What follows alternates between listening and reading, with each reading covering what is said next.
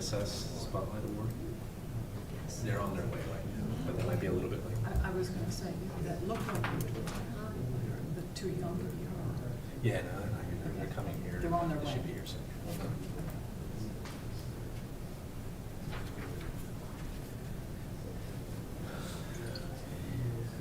Thanks for the reminder.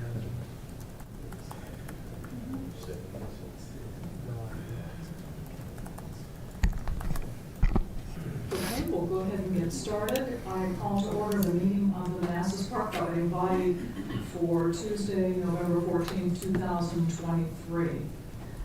First, we have before us an amended agenda. Please note that 9C is added. 9C is recommendation to the Circuit Court for the appointment of Ms. Marie Sidewalk to the Board of Equalization. We also have a closed session. City Attorney, would you provide the citation? It's paragraph 8 of subsection 2.2-3711A of the Code of Virginia. Thank you. Okay, any other changes or additions to the agenda? Hearing none, do we have a motion to approve? So Move the agenda as amended. Second. All in favor? Aye. Opposed, abstained, motion carries. Thank you. Please join us in a moment of silence, and Councilmember Moore will lead us in the pledge.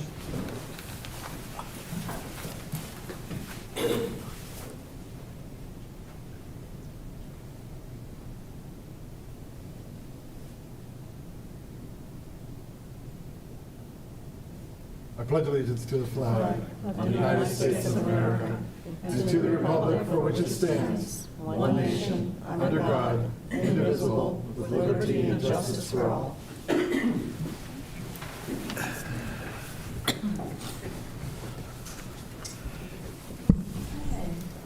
moving on to public comment time. Is there anyone signed up to make public comment?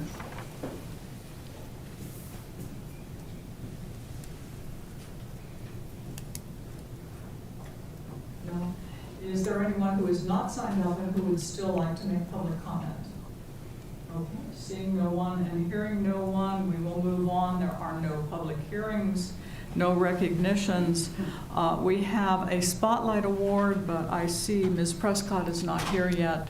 They should be here in about 3 minutes. Okay, okay, so let's see. Consent. Shall we move on to the presentation? What would the governing body like to do? Consent. Consent? Yes, please. Oh, excellent idea. Well, thank you. Yes, Okay. excellent. Okay. Let me locate that.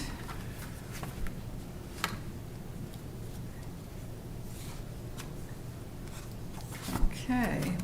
Consent agenda consists of approval of the governing body for adoption of an ordinance to amend subsection E of section 24-51, parking of commercial vehicles and certain non-commercial vehicles restricted in residential zones of Article 3, parking of Chapter 24, Traffic Code of the Code of the City of Manassas Park, Virginia, to change the weight classification of commercial vehicles and permitted vehicles as presented and subject to final city attorney review, and approval of the governing body for adoption of an ordinance to amend section 19.4-8, snow emergency routes designated of chapter 19.4, snow emergency routes of the Code of the City of Manassas Park, Virginia, to add Connor Drive and Euclid Avenue as presented and subject to final review by city attorney, and recommendation by the governing body to the Prince William Circuit Court for the appointment of Ms. Maria Sidewak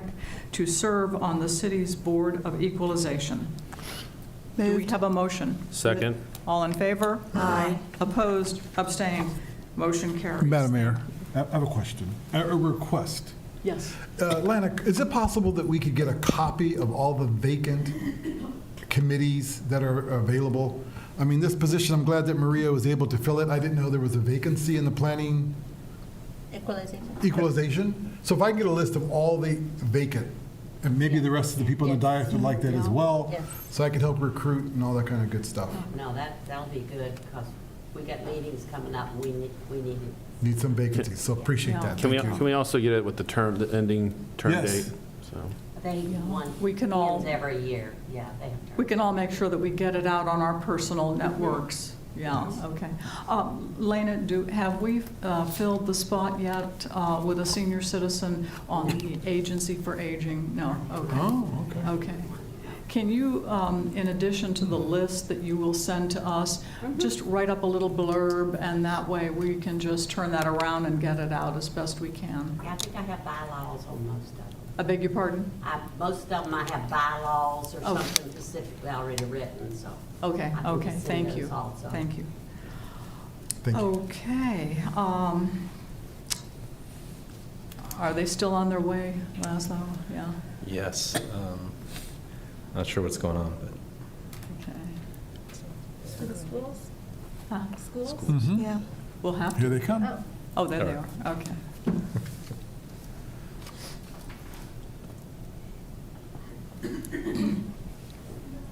Oh, super. Yeah, we're on your agenda right now. Okay. Super.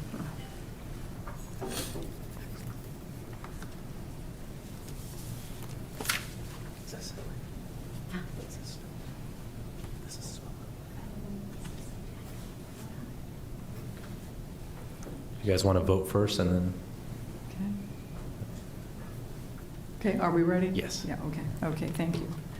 Okay, moving on to 7A. This is a recognition of Ms. Jacqueline Prescott for her over 13 years of outstanding service as a member of the Department of Social Services. Wait 1 second, she's in the restroom. Okay, okay, My apologies. okay. We weren't ready. I thought we were, I'm sorry. Okay, okay, that's okay.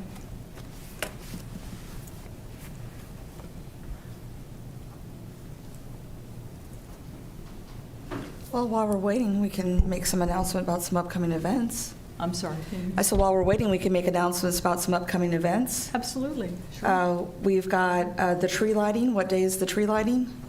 December. I don't have a calendar in front of me, so. What do you do? December 1st. December 1st at the rec center. Okay, and then we've got the parade the next day. And then, of course, we have the Winter Lights Extravaganza, which is open. And so people, please register. We're hoping to, have more than we did last year. And what other? Come to your house and. Yeah, that's right. Yessie and I are very good at knocking on people's doors. And I think there are some things with Santa, right? There's a breakfast with Santa. Mhm. Yeah, we have the Dickens Holiday Market. That's on the 9th Okay. here on the plaza. I guess I probably should say that in the microphone. Yeah. The- The night. Yeah. Okay.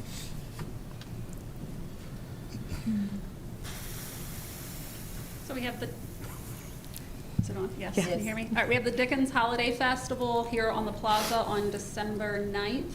I believe it's 11 to 4. Could be wrong on the times, but it's around that. And then that is also the day of the Santa's ride through the city with the fire department, where they'll ride on the fire truck through the city. And then I want to say it's the following Saturday, so the 16th, I believe, is Breakfast with Santa. Not 100% sure on that one. And I don't know the times, but you do need to pre-register for that one. Okay, thank you. Any other events or items that someone would like to mention? We have the preschool Thanksgiving dinner this Thursday at 6 p.m. at the community center. Oh, yeah, that's a great The event. seniors, right? Right. And we The also have. seniors, yes, The at Park. seniors, yes. And we also have the inaugural Same thing. coordination or inaugural meeting of Keep the Park Beautiful on Thursday at 7 p.m. in here. That's not going on Thursday. Yeah. Okay, it's a full agenda. Yes. We also have town halls. I've been doing town halls the last week. So tomorrow night, we have one in Spanish here, and then Thursday, we have one at the police station Yeah, for the west side of the city. yeah. It's all good. At 7 p.m., unfortunately, so sorry. Oh, Laura. okay. It's all right. Okay, moving on to our next item is a recognition of Ms. Jacqueline Prescott for her over 13 years of outstanding service as a member of the Department of Social Services. Whereas the governing body of the City of Manassas Park are extremely grateful for the great service provided to our community by all of our employees. And whereas the governing body desires to recognize outstanding performance of our employees as they accomplish important projects, innovate solutions, and/or are recognized by residents and/or partners in our community and region for their outstanding work. And whereas Jacqueline Prescott began her Manassas Park social services career in the services unit in December 2010. And whereas Jacqueline has worked for the city of Manassas Park as a family service specialist and will end her career as the family services supervisor on November 24th, 2023, when she enters retirement. And whereas Jacqueline provided excellent service as the family services supervisor for our city residents, helping them feel safe and supported in unfavorable situations. Now therefore be it resolved that the governing body hereby recognizes the years of service and dedication of Jacqueline Prescott as the family services supervisor as she enters retirement. Be it further resolved that Jacqueline Prescott is awarded with a Performance Spotlight Award certificate for her outstanding service by the governing body and signed by both the mayor and the city manager of Manassas Park. Do we have a motion? So moved. Second. All in favor? Aye. Opposed? Abstained? Motion carries. Congratulations.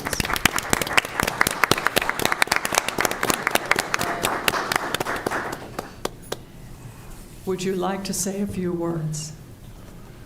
We invite you to do that. Thank you very much, Madam Mayor, governing body, thank you. Yeah. Could you speak directly into the microphone? Thank you. It's good seeing everyone again. I just wanted to say thank you, and I enjoyed my time. And a little correction, I started in 2007, September the 17th of 2007. Okay. Then I had a break, and then I came back. But thank you so very much. Okay, thank you.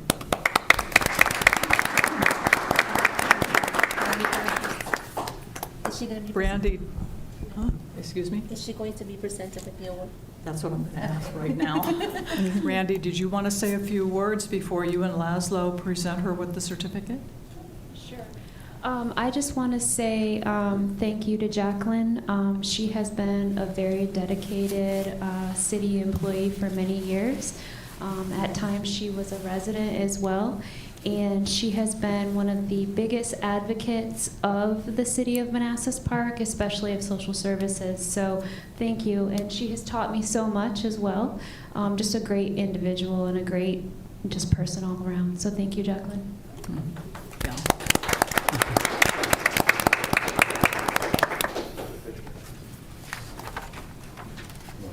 Okay. Okay.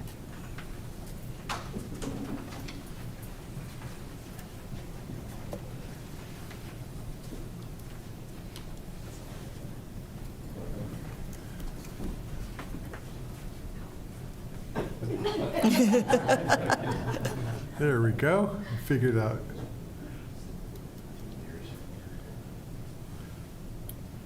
To line up. Seems good.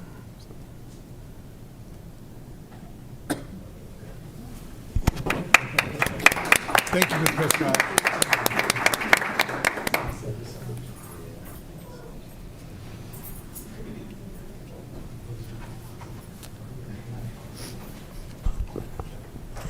Jacqueline, I'd like to say thank you, because I remember you at my first term, and we got really excited in that one family meeting, and you were really talented and skilled, and I think you should be required to stay, because you're so talented. But I wish you the best. Thank you. Barbados is calling. Have them wait a year. I also, too, want to say thank you, Ms. Prescott, for your service to our city, having foster kids in the system and working with you and the rest of the DSS staff. It's just been amazing. And you guys are just a phenomenal team, and it's just been a joy to work with.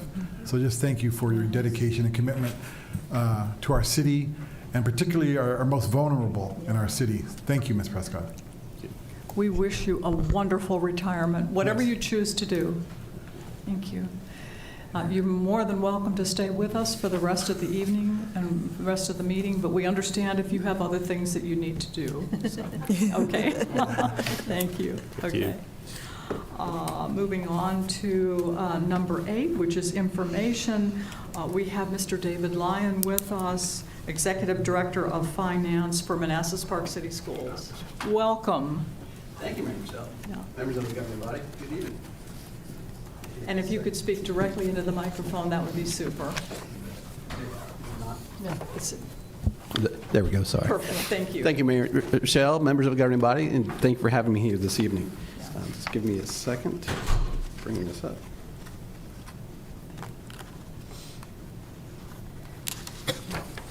All right.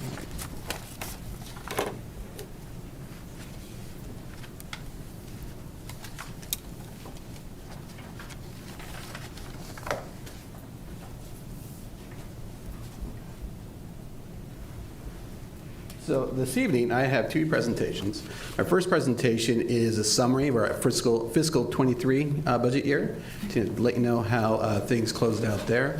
My second presentation will be my fiscal year 24 budget amendment.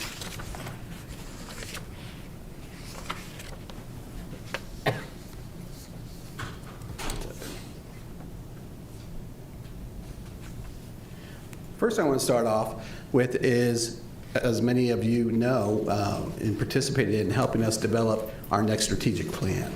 And all of our budget decisions are related directly back to our strategic plan, and we have 3 new goals, or pillars as we like to call them. And the themes are reimagining school experience, building community and connection, and creating safe places. All of our decisions, our budget priorities, everything relates right back to our new strategic plan. Looking back at fiscal year 23, we look at revenue by source. The Commonwealth of Virginia provided about 64%. The governing body provided about 25%. Next behind that was our federal grants, which again include the ESSER grants, which was 10.5%. And then local are other resources such as rebates, refunds, local grants, and things of that nature. We break down our expenditures by category. About 78% of our budget is in salaries and benefits, followed by materials and supplies, purchase services, and then capital outlay and other charges. Overall, our budget summary. This financial statement shows our funds from left to right. We have 5 funds: federal, our general operations, medical trust, our capital fund, and food service. So looking down through these funds, our federal fund always balances out. We had about $3.9 million in revenue from our federal grants, and of course the same in expenditures. We had about $8,700 in federal expenditures that we had to book back to our general operating fund because you don't always zero out naturally. Sometimes the expenditures will exceed our federal projections. In our general fund, we had about $47.3 million in revenue, in expenditures about $46.1. At the time I put together this presentation, I had projected a balance of unexpended funds of about $1.2 million. Now that has come down slightly below 1.2, it's about 1.175. But that's what I anticipate returning back to the governing body to book back to that stabilization line that we have in the budget with the governing body. All the other funds balances out. I'll be speaking more about the capital fund. I did have to make an adjustment to that as far as how the revenue was displayed on fiscal year 24, but we'll talk about that in a moment. Food service intentionally overspent the revenue because they need to bring down their fund balance, and that's why you see there a $258,000 shortfall, but the fund balance of $1.2 million covered that. The only carryover request I have from fiscal year 23 to 24 is $11,812. This was a health workforce grant, funds that we were front-loaded with, and we have multiple years to spend it. It did go, we have traditionally put those funds into 205, our general fund, so they commingle with our other funds that typically we would return at the end of the year. So we're just asking back from that $1.1 million, $11,812, because that money belongs to that grant. And I'll speak to that in a little bit too. I have a solution to avoid commingling down the road. So looking at our capital fund, this, I believe this past year was our first year to really have separate funding from the governing body, which we appreciate, and we thank you for that. And we also had revenue from the state, was a one-time injection of revenue, about $1.9 million, which they stipulate certain expenditures could qualify for that money. So I have split them out here. With the money we received from the governing body, we completed a purchase of 2 buses. Our roofing project finished finally at the high school. We finished some costs on our transportation fuel management system, and then our high school outdoor air unit replacement. That was and some initial work. Actually, that project just finished this month. So that project crossed over two fiscal years for a total of about $380,000. So that left us with a carryover of $624,000 out of the governing body's capital revenue. Now that $600,000 is the matching for the expense on the outdoor air units that just was installed on the high school. The state money of $1.9 million, we used that money to pay for the fencing around Cougar Elementary, the parking lot repaving project at the middle school, the elementary cell signal project, which is a project, what I understand, has been on the books for a few years, but since it was so expensive, it just couldn't get done. But with this money, we were able to get it done. If you ever visit the elementary campus now, no matter where you walk in those buildings, you'll have cell signal, which is a great safety factor for everyone. We had bleacher replacements, so now they're ADA compliant at the high school. So that brought a total of $629,000 of qualifying expenses, excuse me, to against the $1.9 million. That left us with $1.3 million in carryover from the state revenue. Now, just jumping forward a little bit, in my FY24 budget amendment, when I developed that budget, we had not received those funds yet from the state, and I thought I would receive those over 2 years, so I showed it as revenue, but I'm adjusting it in my budget so you can see it's down in the fund balance carryover. So a total projection of a fund balance for the capital fund is about $1.9 million going into FY24. Then I provide a quick comparison of 22 to 23 by fund and category by revenue and expenditures.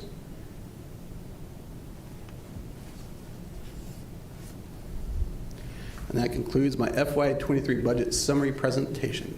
Any questions? Any questions or comments? Questions or comments? Okay. Okay.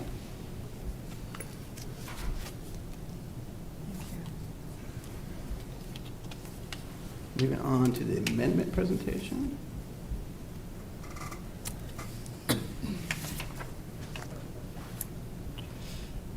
Okay. Same as before, our strategic plan correlates to our budget priorities. Just to revisit that capital fund, I typically, as a budget amendment, I wouldn't include a revenue revision unless it impacted the appropriation request, and in this instance it doesn't, but I wanted to be transparent going forward. You'll see on the financial statements these changes in the revenue for the capital fund. Initially, when FY24 budget was developed, the initial projection was we would get $1.6 million from the governing body for our capital fund projects. But working with the city manager, we were able to put out one of our bigger projects another year, which would cost $1 million. Well, half of it would cost $1 million. So our adjusted revenue for the current FY24 year from the governing body for capital projects is $637,000, but we'll receive that other money next year in FY25. And then in the state line, this is what I was speaking to previously, that state grant money, I had showed as revenue here, but really it's beginning fund balance, so I just made that adjustment. And now I have to show as additional revenue with the high school air unit project being completed, the other $600 matching funds from the state for that $1.2 million project. So I just want to make sure I was transparent with that. So altogether, I'm not asking for any additional appropriations in my capital fund, just that revenue revision, and at the bottom line, I project at a minimum of $46,000 carryover into FY25. But I anticipate it'll be greater than that. This is just for informational purposes, but it goes back to that carryover request from 23 to 24. I've asked my board, and they approved it to add a 6th fund in our budget, and I'm going to call it, each fund has a number. It'll be 211 other grants, and I will be putting grants in this fund that are multiple year grants, so so they're not commingled with our general fund, and I don't have to keep coming back asking for grant funds to be transferred back that are multiple year period of performance. And there's that carryover request again. I think everyone is probably aware, back in September, Governor Youngkin and the General Assembly passed another FY24 budget amendment. In that amendment for public schools, it provided 3 additional streams of revenue. The first one is to provide an additional 2% compensation supplement effective January 1 of 2024 for SOQ positions. Now, every school system in the state has more than SOQ positions. You can't run a school system on the bare minimum that the state funds for. So we believe that if we give everyone we believe if you give 2% compensation supplement to the SOQ positions, we need to do it for all the positions in our school system to keep it equitable. So they are providing $204,000. I have another slide coming up on what the additional cost will be for us locally. They also provided $613,000 to help offset the support position cost. Initially, the ratio was 21 to 1,000. Now it's 24 to 1,000. And then they provided $1.8 million for all-in funding. And for those, anyone who's listening may not know what that is, that's intensive tutoring from the governor. That money is very specific what it's supposed to be used for. We had to submit this plan to the state for approval and spell out each expenditure. Very similar to how we did with ESSER and the ARP funds. So for a total of a $2.694 million additional revenue. So this to summarize the revenue for the additional revenue in the budget amendment. The carryover of $11,812 going into the local grant fund to 11. I am also going to place that $1.8 million for all-in funding into that fund because it's a multi-year period of performance. We can use the next 3 years to spend that $1.8 million. The $200,000 is $600,000 from the governor's amendment budget will go into 205 for $800,000. And then we have at Title I, we receive additional $73,000 in the allocation that was not in the original budget. And then we had ESSER funds that we needed to add, that we still have to expend, and I need to add to the current budget that was not in the original approved amount. So over a total revenue of $3.1 million. I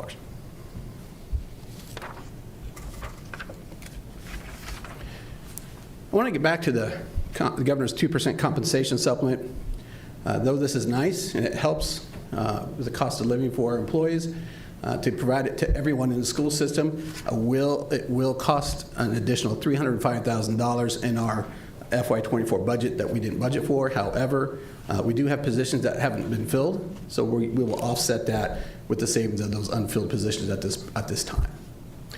Now, those positions that we're cannibalizing for this are open ESOL positions and school counselors. So they're mission critical positions. They're SOQ, that most of them are SOQ required. All the ESOL positions are required. We don't anticipate being able to fill them. However, if we come across a candidate, we will fill them.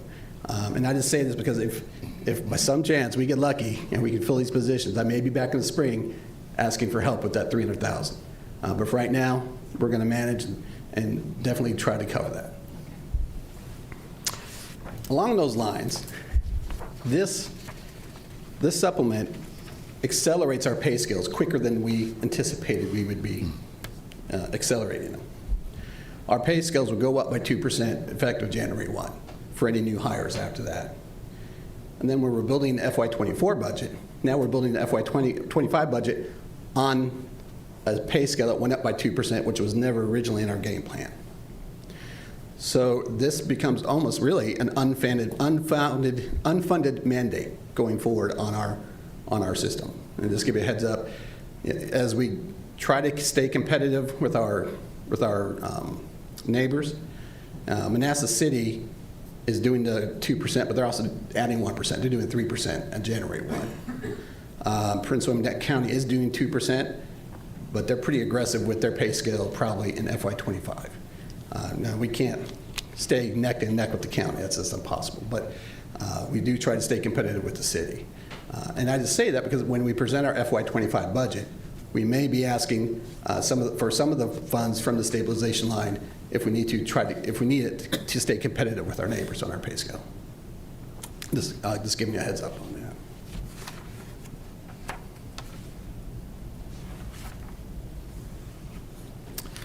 Okay, so this FY24 budget amendment, additional expenditures, mirror exactly what the revenue table I just showed you, the same totals. So the revenue was at 3.1 million, and the additional appropriation for expenditures is the same amount, $3,163,000, which is all covered by federal and state funds at this time, and our unfilled positions. Then I provide you with a simple financial statement here just showing the original approved amounts for each of those funds, the amendment totals in addition to the original approved budget, and what that amended total would be. In this amendment, I have asked for changes to the federal fund, the general fund, the capital fund. Well, the capital fund isn't a change. I'm just showing the difference in where the revenue is placed. And then the local 211, a new fund. The other funds were untouched, so I just left them in the gray column there. And then you can see the total. Our original budget, overall budget, was $56,033,000. I'm asking for an additional $3.1 million on top of that for a total of $59,196,093. That concludes my presentation. Okay. Thank you, Mr. Lyon. That was a great presentation, lots of detail. No. And I don't have any questions, but I think we need to thank you for the high level of cooperation that you folks have had with the city. We very much appreciate that, and we also want to thank you for the transparency, the level of transparency that we've experienced with the schools, and for the school's consistent open-door policy with city staff. That is so important, and we appreciate that. So thank you, sir. And I think that's a two-way street. You have welcomed us in, and we feel greatly supported. Yeah. And no, we work hard to make sure you guys achieve your goals too, and we're one. So that's And great. we appreciate that You bet. also. And I know it's a two-way street. I know we're both working hard at Yes. this, and we're going to go places. Yes, we are. We are. Yeah, we appreciate all the support. Yes. Any comments or questions? Yes. Go Councilmember ahead, Miller. Mr. Hasid. Okay, hey, thank you for the presentation. You bet. My question, I guess for the 2% compensation, now, how does that fit into your strategic plan? Because you guys are also offering 2% to your SOQ position as well. So will that balance out, or are you going to say, no, we're going to have 2% here and 2% from our strategic plan as well? That's a great question. We know when we start to develop this FY25 budget, which we're just beginning to do that, we know we will have to ask more than 2% COLA on our next scale. This added 2% on top of whatever we'll ask. And if we don't, we will be further behind our closest competitor, which is Manassas City. Now, they did 3%, so they added 1%. On top of the governor's budget, and I congratulated them. Good job. But we certainly can't do that. But we work toward presenting a balanced budget. But we've done that since Dr. Saunders has been here. I do anticipate maybe not being able to do that with trying to stay competitive and maybe asking for a few of the dollars from that stabilization line. But we'll see when we get there. We have to see too where the other systems fall, because we all talk to each other. We try to, they'll let us know what they're developing their budget. And we'll try to stay as close as we can. I doubt we'll stay toe-to-toe, but we'll try to stay close. Okay. Because the challenge just to add is that everyone got the 2%, so Right. it's not tapping into the market competitiveness. It's just Exactly, raising because it everyone. increases the whole Yeah, it's just increasing our costs. bottom. Yeah, exactly. Just raise the bar. Yeah. That's it for now. No follow-up? No. Councilmember Moore? Just thank you, Ms. Lyons, for the excellent presentation. I wanted to ask the city manager, as far as timing, When will we be voting on the amendments for the 24? In December or January? That's going to be your discretion. We Okay. plan on presenting at the first meeting of December. The budget amendment will probably hold a public hearing at the second meeting of December. It's your discretion if you want to vote on it at the second meeting of December, or if not, in the first meeting of January. I think the last couple of years you've been doing it in the first meeting of January, but it's going to be your discretion. And to this point about that 305, the 305,000 that we need to be ready for, we have a pretty sizable surplus I'm going to be presenting to you all, so we can probably just tuck aside some money just in case the schools will need it later in the spring. Great idea. Thanks, Mr. Manager. Thank Do you you. have a follow-up? No, thank you. Okay. Thank Yes, you. ma'am. Thank you. Yeah, just out of curiosity, you said that there are a few positions that are not filled that are SOQ mandated. So what are there repercussions for that? Well, you have to submit corrective action plans. How do you plan to fill the positions, which we will do. They typically do not withhold funds, Okay. but they do require corrective action plans and steps, and our recruiting is targeted to help fill these positions.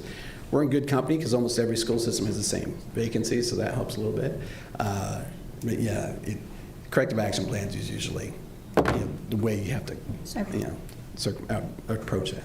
As long as they're not withdrawing funds. Yes. That hasn't happened yet, and that has not been my experience. Good. All right, thanks. Okay. Questions or comments? No? Thank you so very much. Thank you. Much appreciated. Okay.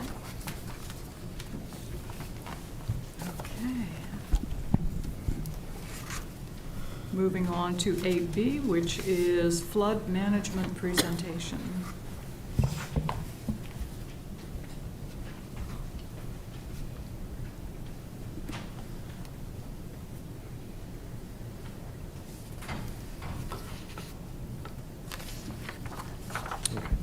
Good evening, Mayor and members of the governing body. So I want to say about a year ago, we had a flooding incident on Manassas Drive where the road was inundated for about 20, 30 minutes, and it was a significant risk to the traffic or the vehicles trying to pass through at that time.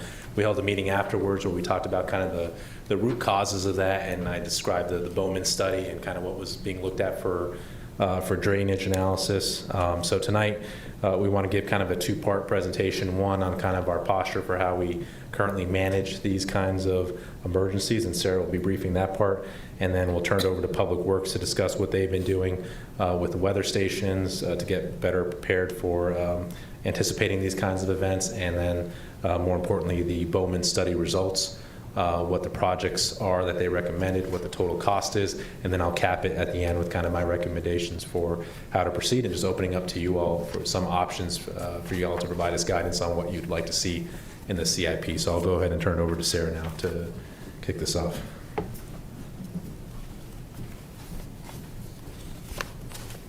Thank you. Good evening, Mayor, members of the governing body. From an emergency management standpoint, I can figure out how to use this clicker. I'm not going to use it. Just use the arrows. Yeah. There's just lots of. Sorry. From the emergency management standpoint, we have 5 pillars to emergency management, and the first from stormwater management cycle is the structural and risk assessment.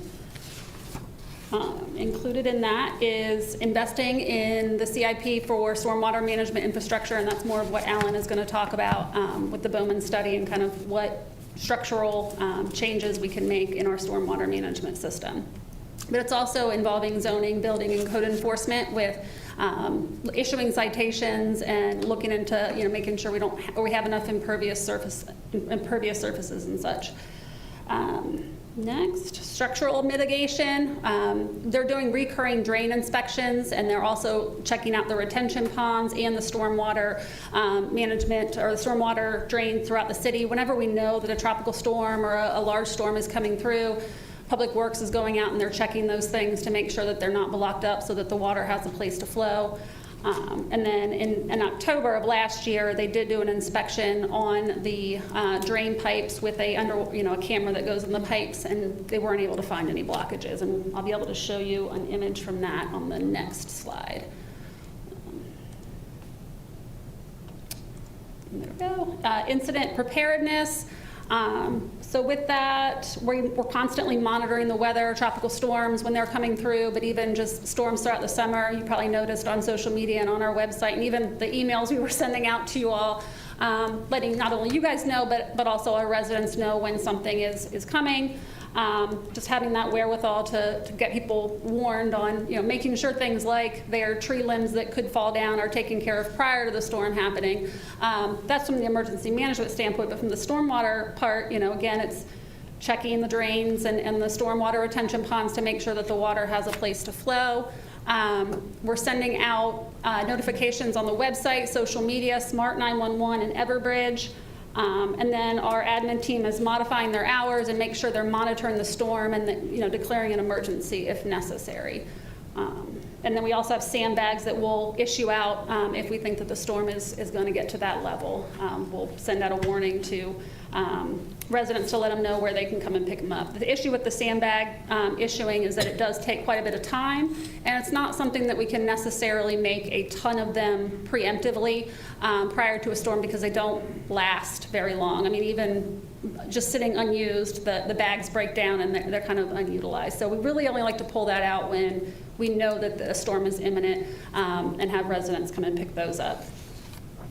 Then the incident response, when the incident is happening, whoever's first on scene, they'll notify the city leaders and partners and notify city staff. And then we're continuously letting residents know via the website, social media, Smart 911, and Everbridge.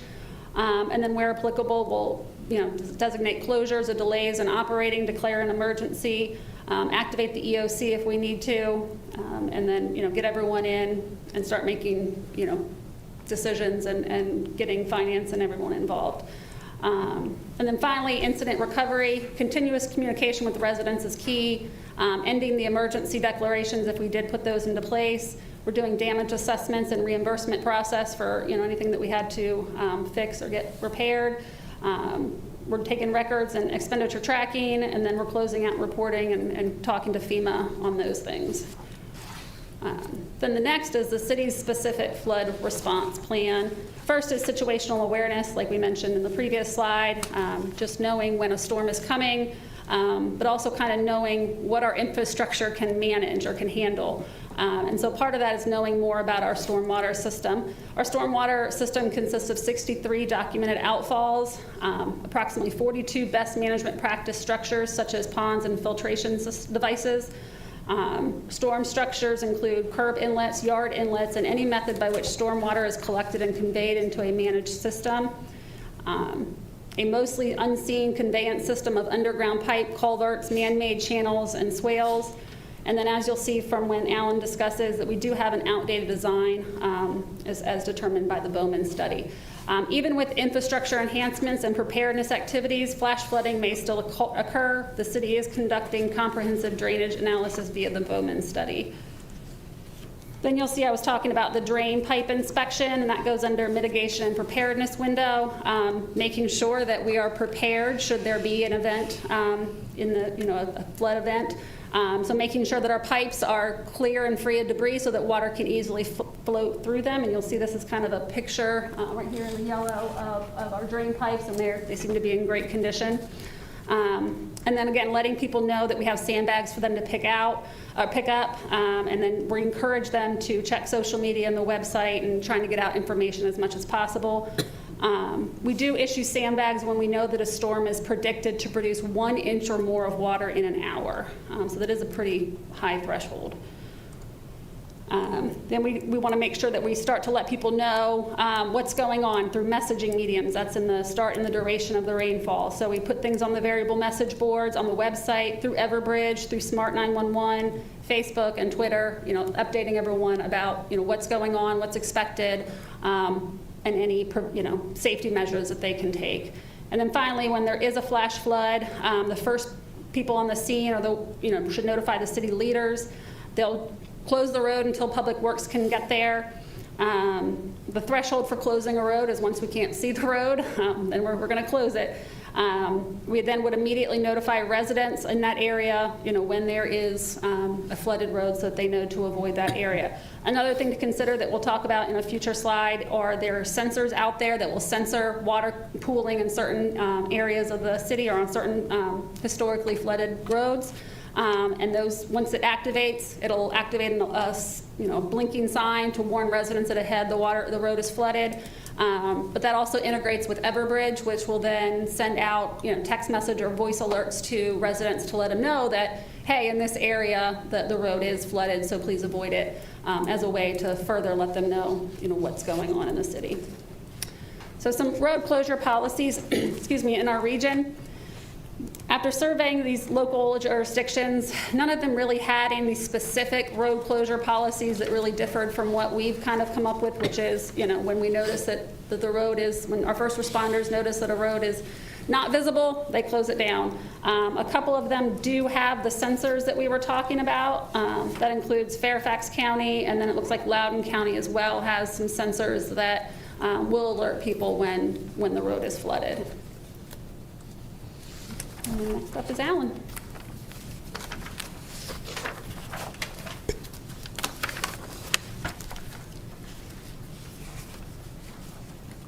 Thank you, Sarah. Good evening, Mayor and members of the governing body.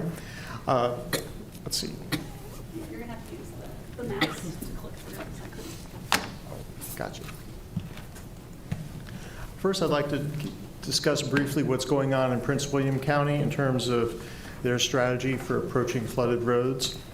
Their first phase, they've implemented high water warning signs at roadways that have typically overtopped by streams during heavy rainfall events. And there are 3 road crossings where they've done the most swift water rescues. And there is one significant hazard dam operated by Prince William County, which is Lake Jackson. The second phase is high water warning signs and road closure barriers. Those are the remaining road crossings with a history of swift water rescues. And the phase 3 is to implement a comprehensive array of rain and stream gauges to monitor flows throughout the county. That's useful not only for emergency preparedness, but also for long-term planning. The City of Manassas Park has installed a weather station. We installed one last year at Public Works that gathers rain, wind, and temperature information. And this past year, we've added the fire station and Blooms Park. The great thing about these gauges is they can send us text messages with predefined events so that we can get real-time data and be able to respond quickly.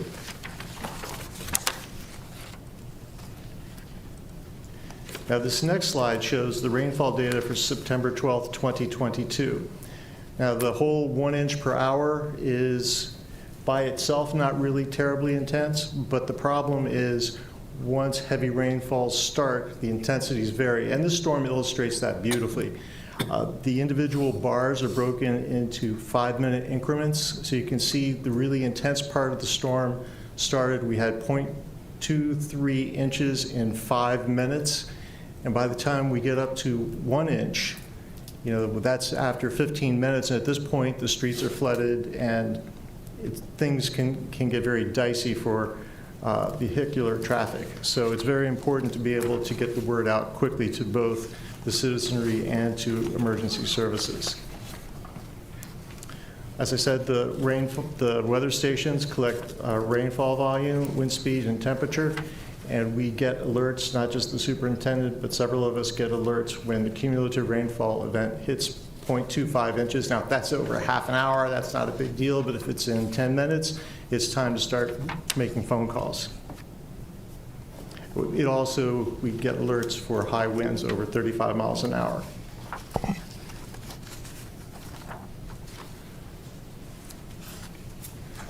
Yeah, I'm going to jump in on this one real quick just because Francis Rath helped find these sensors.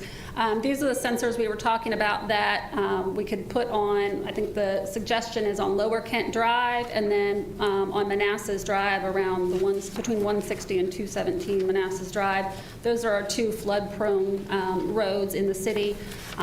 What those sensors will do is when they start to notice water pooling on the road, it'll flash warning lights so that residents or travelers are aware, and then it will send out, or it links in with Everbridge, so it can send out notifications to not only staff but also our residents or people in the area to warn them that the road up ahead is flooded. We would have to install the poles, but the contractor would install the sensors and set up the system. The cost is $15,000 per site, which we would need 2 sites. And then there is a maintenance cost per year of about $5,000. So that's just something, Laszlo will go into more detail about that, but those are the sensors.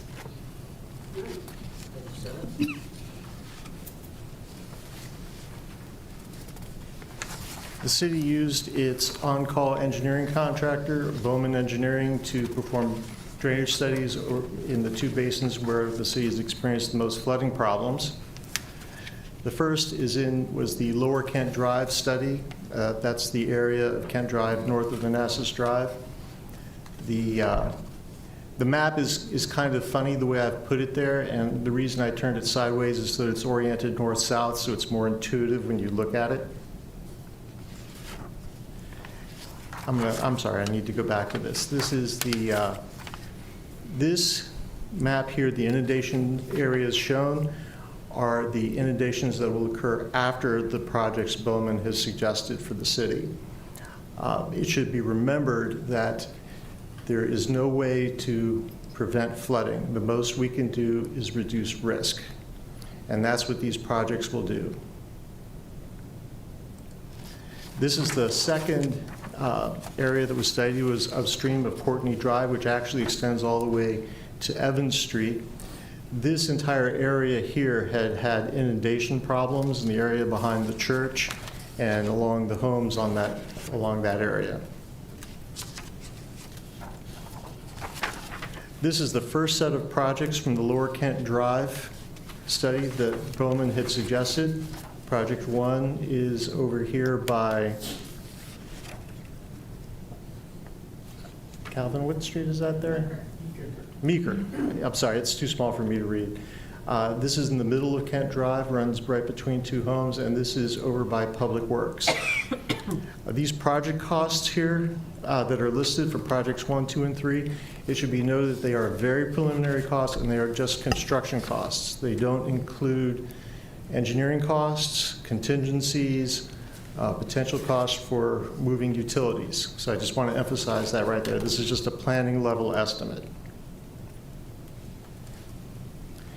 Now, what I did for these Courtney Drive projects to keep the maps from being too busy, I did 2 maps, showed 3 projects on each one.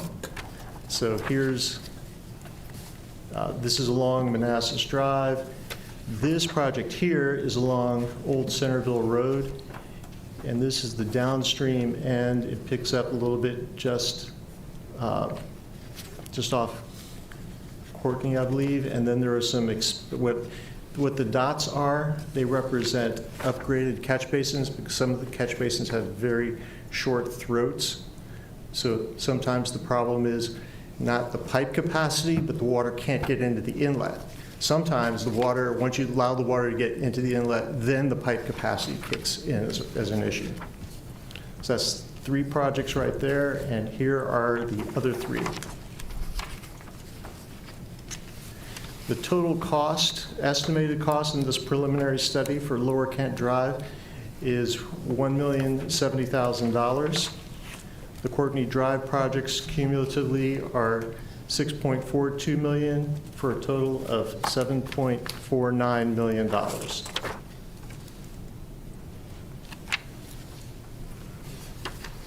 Thank you, Alan and Sarah. So we asked Bowman and also Alan and Calvin, the team, to really prioritize the projects by those that are going to have the greatest impact for mitigating flooding risk. And you can see that here between projects 1 through 9 in terms of priority and how they're numbered in the previous slides there. So my recommendation, really, you're going to see an agenda item later on tonight called a BRIC grant. That's a federal grant from FEMA to try to tackle these priorities 1 and 2, right? But if we're denied that grant, my recommendation is in FY25 we use stormwater infrastructure funds to go ahead and at least knock out that priority 1 project, and then keep aggressively trying to pursue grants for projects 2 through 7, which are a little bit more high value. But at least, for projects, there's a little bit of overlap. Projects 4 through 9, we kind of phase it in each year, do a project over maybe 2 years at a time, and space it out to try to knock out those projects to decrease risk. But of course, the timing is going to be up to you all for how aggressively you want to pursue that. And so just kind of a summary of everything that we talked about tonight. So that what we're doing right now, so first responders, we've instructed our police, our public works, et cetera, monitor the roads during rain activities, rain events, and if they see, again, flooding events, to immediately notify us. Public Works, of course, will also be tracking the weather stations as well to give everyone a heads up, and they will be closing the roads as needed, but police will do that at first, because they're usually going to be first on scene. And again, we'll be using those weather stations to track. We'll get text alerts from Alan and the team about how fast the rainfall's coming down, and recommendations to push out messaging right now. For you all, kind of decision points for CIPs going forward, or even the budget amendment per your wishes. Kind of the two major decision points for you all is how you'd like us to proceed. The weather stations were very small investments, so we knocked those out immediately. The next items, of course, are the signals that Sarah was talking about, where the sign would light up saying road flooded ahead, right? And then we'd all get text messages, potentially even residents. We can set it up so it will text to residents to stay away from this section of road which is flooded. So that'd be the quick way to get an alert out to people so that they hopefully won't try to drive there in case, again, it takes some time for PD to get out there and close the road, and Public Works as well. Because in that event last year, PD notified Public Works. By the time Public Works got out there, the system had drained, right? So again, the system work, it's just the rainfall, again, it's just like if you pour a lot of water in your bathtub, right? It takes some time for that water to go down. That's the same thing with a major rain event. And then really a consideration analysis from you all, and thinking about what you want to do for this Bowman study, right? How aggressively do we want to pursue these projects? Do we want to just go after, keep trying to get grants for these earmarks? I will say this is very competitive, and other parts of the country probably have a greater flooding challenge than we do, so I'm not sure how competitive we're going to be, but we're doing our best for our residents to try to secure this federal money. But again, I think ultimately we may have to pitch in a little bit each year of city money across a couple of years to knock out a project at a time over a decade to try to mitigate risk for our residents as weather events become more severe. The grants may be hard to get, but it's important to try for. Yeah, and we may get lucky. It may be that not enough people are applying. We did a great job with getting Merchant McIntyre on the team, so we're a little bit more aggressive with grants. Exactly. So that may be an avenue for us to secure some. That was a great presentation. I mean, staff provided a lot of detail, very, very informative. I think all of this work is important. I guess it's just a matter of timing, grants, and affordability. Anyway, comments or questions? Yes, ma'am. Yeah. So I do know the poor folks down there in Lower Kent do get slammed when we have a lot of bad weather. Can you speak directly into- Sorry. My voice is also kind of scratchy. The folks on Lower Kent, they get slammed every time there's bad weather. And if you've driven down there, literally, I think the road kind of dips, doesn't it, in Lower Kent? Does it dip? Yes. Yeah. So that's a no-brainer to fix that. If we didn't get any grants, though, we're looking at, if I calculated this right, probably about 18 years. Is that 2 at a time? Depends how aggressive we want to be, but that'd be the conservative approach, yes. Okay. Yeah. Well, all I can say is, given the phone calls that I got last year and what I saw the flooding in my front yard, which was nothing compared to what those folks on Manassas Drive encountered, we really don't have a choice but other than to fix the issue. I think at the very minimum, the sensor, the lights, not the lights, but the signs with the sensors, at the very minimum, that's the bare minimum. Yeah, the flood signals to alert drivers. Yeah, Mhm. yeah, absolutely. Do you have a follow-up?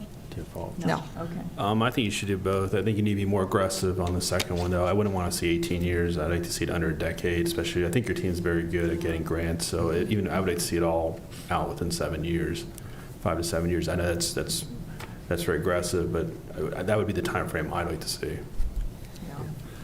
Do you have a comment or question? Comments or question? No, go ahead. Yeah? You can go on. Go ahead. Okay, go ahead. I just want to say I agree with adding all of these to the CIP. Yeah, thank you, staff and Laszlo, for the presentation. I think it's very important. I just had some questions as far as data and statistics. The flooding signals and sensors, what kind of problems? Do we have statistics of cars that have actually been immobilized? I mean, sometimes you can see you drive through and you get to the other side, but do they actually get stuck because the rain is so deep? And what are the numbers? How many trucks, cars, vehicles have actually been caught in Lower Kent or some of the other places? We have not had major instances like that where a car has been stuck. Calvin, do you recall if we had, even during that incident? Yeah, that's my police concern have- about the sensors. I think it's one of those flashing things that looks pretty but doesn't do much.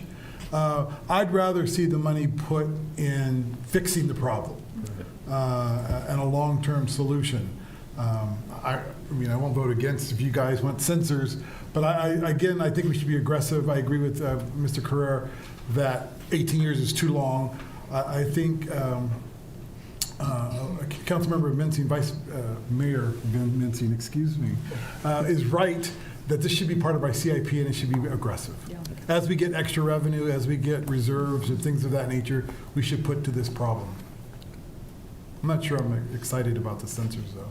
Because there's a $5,000 a year maintenance. For what? Well, my concern by not having the sensors is there are a lot of children that do ride their bikes and play on Well, that the was my street. question to Kelvin. Has there been people stuck in water? I mean, it's good to say anecdotally, but have we had problems where the police had to run in, or our fire department, and rescue drowning children in the floodplain? And Calvin is shaking his head no. We're just put a sign without the lights. But without the flashing lights, you know what I'm saying? Just if you want to say, high rise water ahead or something, Oh, a sign. like a sign. Yeah, a sign. That works.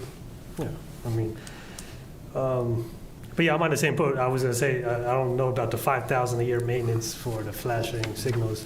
Just a regular sign saying, up ahead, high rising water will be, sufficient enough. Yeah, and just to clarify, it's not just the light, it also will text people in that area just to give them a kind of forewarning. Again, it hasn't been an issue yet. Can it be an issue in the future? I don't want to say. Don't we have a system where we can email folks when we have closures of roads? Absolutely, it's just this is on the ground 24/7, so it will recognize it before we do. So it there'll be a few minutes. doesn't require a staff or two to see it? Okay. Exactly. It's a sensor that automatically will measure the water Okay. and send a message to us and the residents without us having to do anything. And, we don't have a lot of officers kind of patrolling the city, so we can't now, if there's a rain event, we'll ask them to kind of focus on that area, but they can be on 911 calls, so there's no guarantee they're going to be on that site as well. Yeah. And I do know, based on the phone calls I got last year, there were a few cars, I couldn't give you the exact numbers, that did have rain damage, the water damage in them from that flash flooding. We'd probably have to go back, Daryl, we'd probably have to go back a little, and unfortunately, the people that have been around for a while that actually dealt with some really flash flooding are no longer here. 100-year type? But not even that. Okay. I remember when my brother was in the fire department, he was a volunteer firefighter for 10 years, where they had many a time had to shut down the street because of the flash flooding. Again, I'm not opposed. If the dais wants to pay for the flashing lights, I'm fine with it. I just think that. I would support it because it doesn't require staff to see the problem. It's an automatic thing. It's automatic notification. So that's why I would support this. And even if it's looking at the cost here, that's a drop in the bucket compared to the cost for the projects themselves. Right. So, Plus, the last thing we need is the children back there playing in those streams on Manassas Drive and the flash flooding occur. And I think that was the concern last time, is residents Yeah. didn't have a heads up yeah. about the situation. So I think that the sensors buys us time for this Right. to get this implemented. Okay. And the 5,000 is for Any other comments? both signs? Yeah, it's the total maintenance. 25 each? Yeah, I mean, those were prices back then. We've been working on this for a while. Yeah. Right, so there's been pieces. We waited for the Bowman study as well. Can you? We'll have to can go you back repeat out. the question again? I'm sorry. Oh, the 5,000, I was asking if that was for both signs or just one? And It what was for the both. answer? It was For both both. at the time that we got this, but we received those quotes, I would say at least 6 months ago. We were waiting for the Bowman results to finalize before coming back to present this all to you. So I just want to clarify that these signs are going to be on the road. They would be on the They're road. not going to be over by the storm ponds or creeks. No, on the roads. road. Yeah. Mhm. Oh, okay. Okay. Yeah, and if we don't want signs, right, if you just want the sensors that text people, we can do that as well. That was my next question, was like, can we pick, like an à la carte type of thing, say, we don't want the signs, and just to have the messaging? We could. Yeah. You know what I'm saying? Like, But the risk is if someone's driving, what if they're not checking? yeah, I mean, if they're not going to see their Yeah. phone on while they're driving, Yeah. right? And I But think- it's good to avoid it if they get a notification before they head out. You know what But in I'm all honesty, I think we can find $5,000 in the budget every year. saying? Oh, I was just looking at other solutions here. Yeah, but- I don't think we should try to cut corners that way. I really don't. I'm in favor of adding it to the CIP. Like you say, that's step one. Right. But the other question I don't understand is that how is it only 2 signs when you have multiple locations? I mean, No, it's 2 sites. So for Manassas Drive, it would be 1 sign, one direction eastbound, 1 Right. sign westbound. Kent is one way, so it'd be upon the entrance of Kent. Oh, it's one So it's a way. total of three signs. so there But wouldn't it's 2 be, sites. So we're charged per site. oh, per site, Yeah. I see, Mhm. okay. Okay. So that's 15,000 per site? Yes. 3 sites, okay, okay. Are we in agreement to put this into the CIP? Yes. Yes. What is your, okay. CIP, CIP. Okay, CIP, yeah, that's fine. I mean, okay. Yes, we're in agreement. Okay. Do you need any other decision points No, from us? that's it. Okay, thank Thank you. you. Okay. And thank you to staff for a great presentation. Here, here. Okay, moving on, we have no unfinished business, so we'll move into new business. National League of Cities Service Line Warranty Program. Good evening again. So did we already do consent? Sorry. Yes. Yeah. You weren't here yet. Consent has been voted on and approved. I'm sorry, I couldn't hear you. No, I was asking about the consent. You guys already voted on the consent agenda? Yes, sir. Because there was an item on there, I was going to see if we could make a motion to remove from consent and have a discussion on. Well, it's already been decided, but what was the? Item 9A, the Okay. vehicle, 10,000-pound vehicle ordinance. Okay, what do you want to say about it? Go ahead. Oh, okay. Have your say. No, I mean, I guess we all received an email recently. There's some personal vehicles that are not considered commercial vehicles that are over 10,000 pounds. And, you know, there's a lot of residents that have those type of vehicles, and now they might use it for personal. So my concern is we're telling them now they can't park their personal vehicle on the street. You know, so my suggestion was going to be to remove the weight and just see and have either a commercial tag license or any signage dictating that's what a commercial vehicle is, but you know, by definition. So just to clarify, so right now, the law is 9,000 above, so this would make it easier or better for residents, right? Who may be impacted. But what you're talking about is opening up the entire law, the entire definition of commercial vehicle, which includes certain non-commercial vehicles in that definition. But that would include opening up the entire law and going over piece by piece, because there's a lot of definitions associated with it. And so I think we would have to revisit the entire law if that's what the governing body wanted to do. In terms of definitions, we'd have to bring those definitions back for review. Yeah, I mean, I did some research too. I mean, there's some pickup trucks that are over 10,000 that people are using for just personal use. So, I mean, I don't think that's fair that we're ticketing them for their personal vehicle now.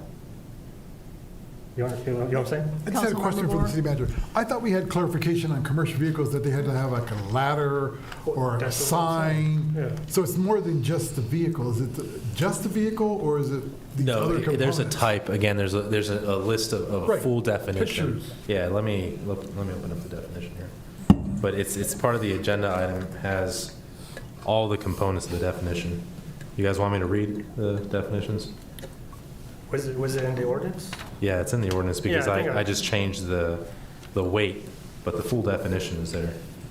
Give me 1 second here. I think I read it. But yeah, I mean, if they had a ladder or a signage,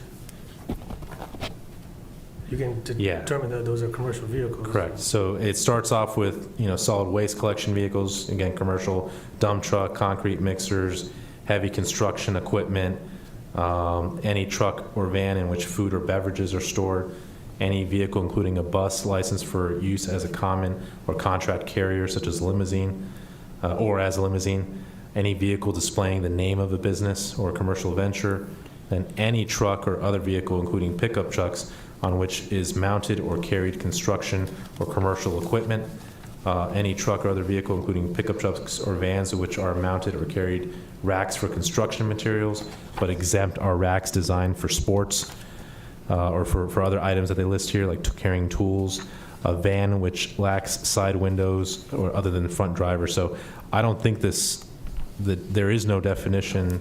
Hold on here, large non-commercial vehicle.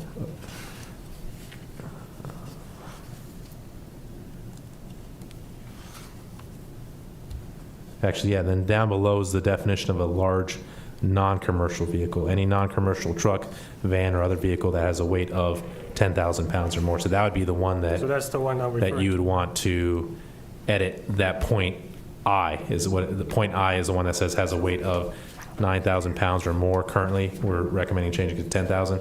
Definition 2 says has more than 2 axles. 3 has more than 6 wheel surfaces. And 4 exceeds a total length of 24 feet.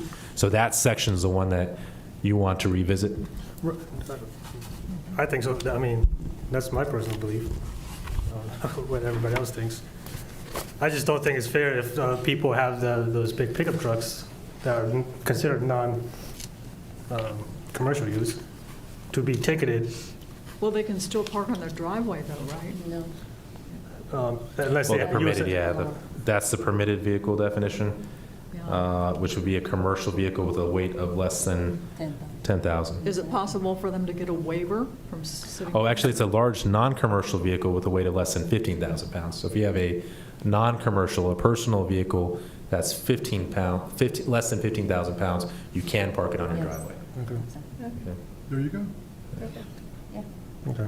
So I guess you'd have to find a personal use pickup truck that's more than 15,000 pounds. And I don't know if that exists or not. I'd have to look. That would be huge. Yeah. It'd be like a monster truck, wouldn't it? I've seen people drive it. They have those like big tires. You don't want them on a road. Yeah. Well, then, I mean, then the questions is like, okay, if they have commercial vehicles they're parking on the driveway, then they're going to have to move that non-commercial vehicle on the street. For the very few trucks that might apply to, could they get a special sticker or waiver from city manager? You know, For like- a like- truck that's over 15,000 pounds, or? I don't think they're. No, like I'm saying is like, say they have a work vehicle, they're parking their commercial vehicles on the driveway, they have the pickup truck as a personal use, they're parking that on the street, which is over 10,000 pounds. Yeah, instead of the waiver again, I wouldn't want staff to get in that business. I would just change 10,000 to 15,000 for the definition of a large non-commercial vehicle, just to make it consistent with the permitted vehicle definition. Yeah, I'll agree. That's a good compromise. Say it again? That is. Yeah, so the large non-commercial vehicle definition should change point I, which says it has a weight of 9,000 pounds or more right now, that I recommended 10,000 pounds. If we just say 15,000 pounds, it will make it equivalent to the permitted vehicle definition. Okay. Yeah. That works for me.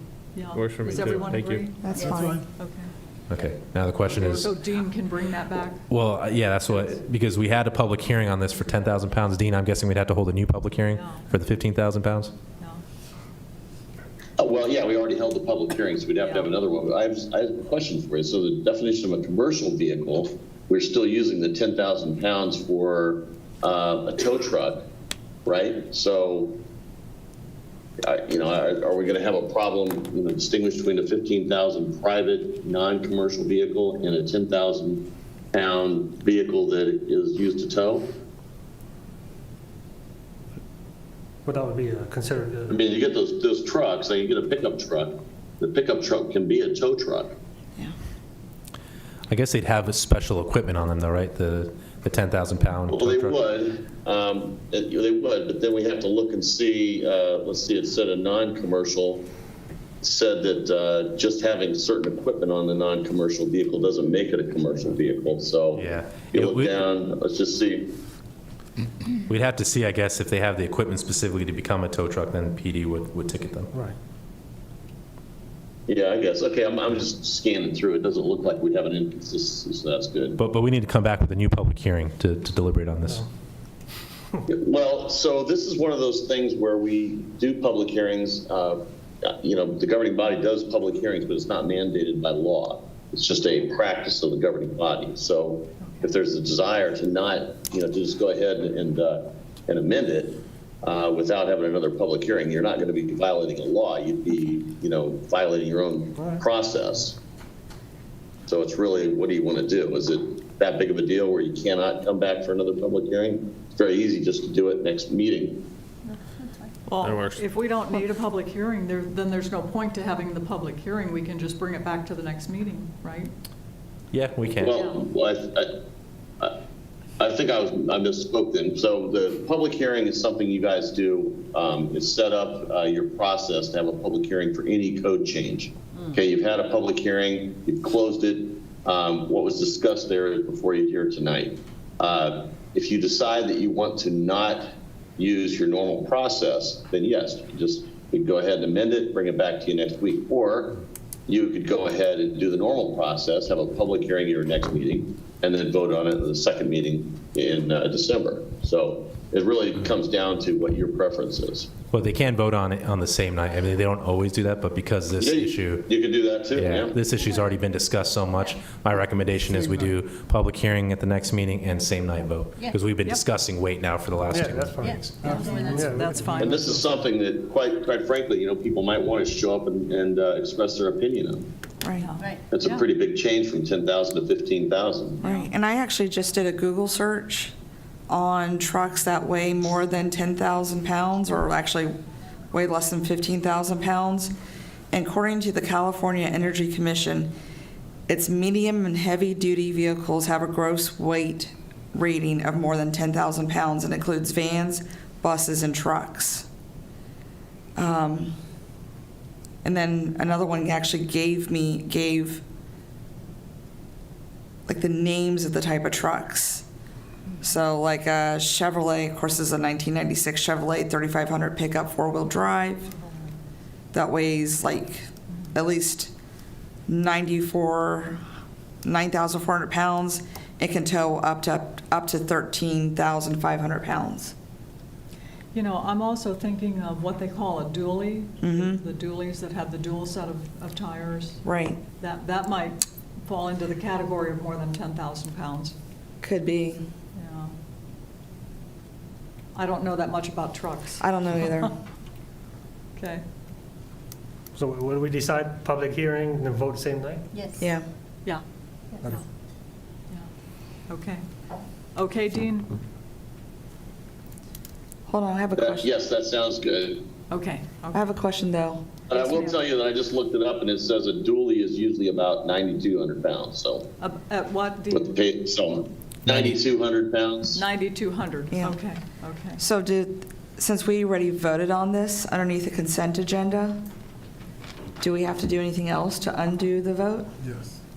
Well, you don't have to undo it. You're just going to have to do another a change next time. You'll have another public hearing. You now you could vote to rescind the previous vote if you wanted to. It's still the same meeting. I think we have that in our new governing body procedures.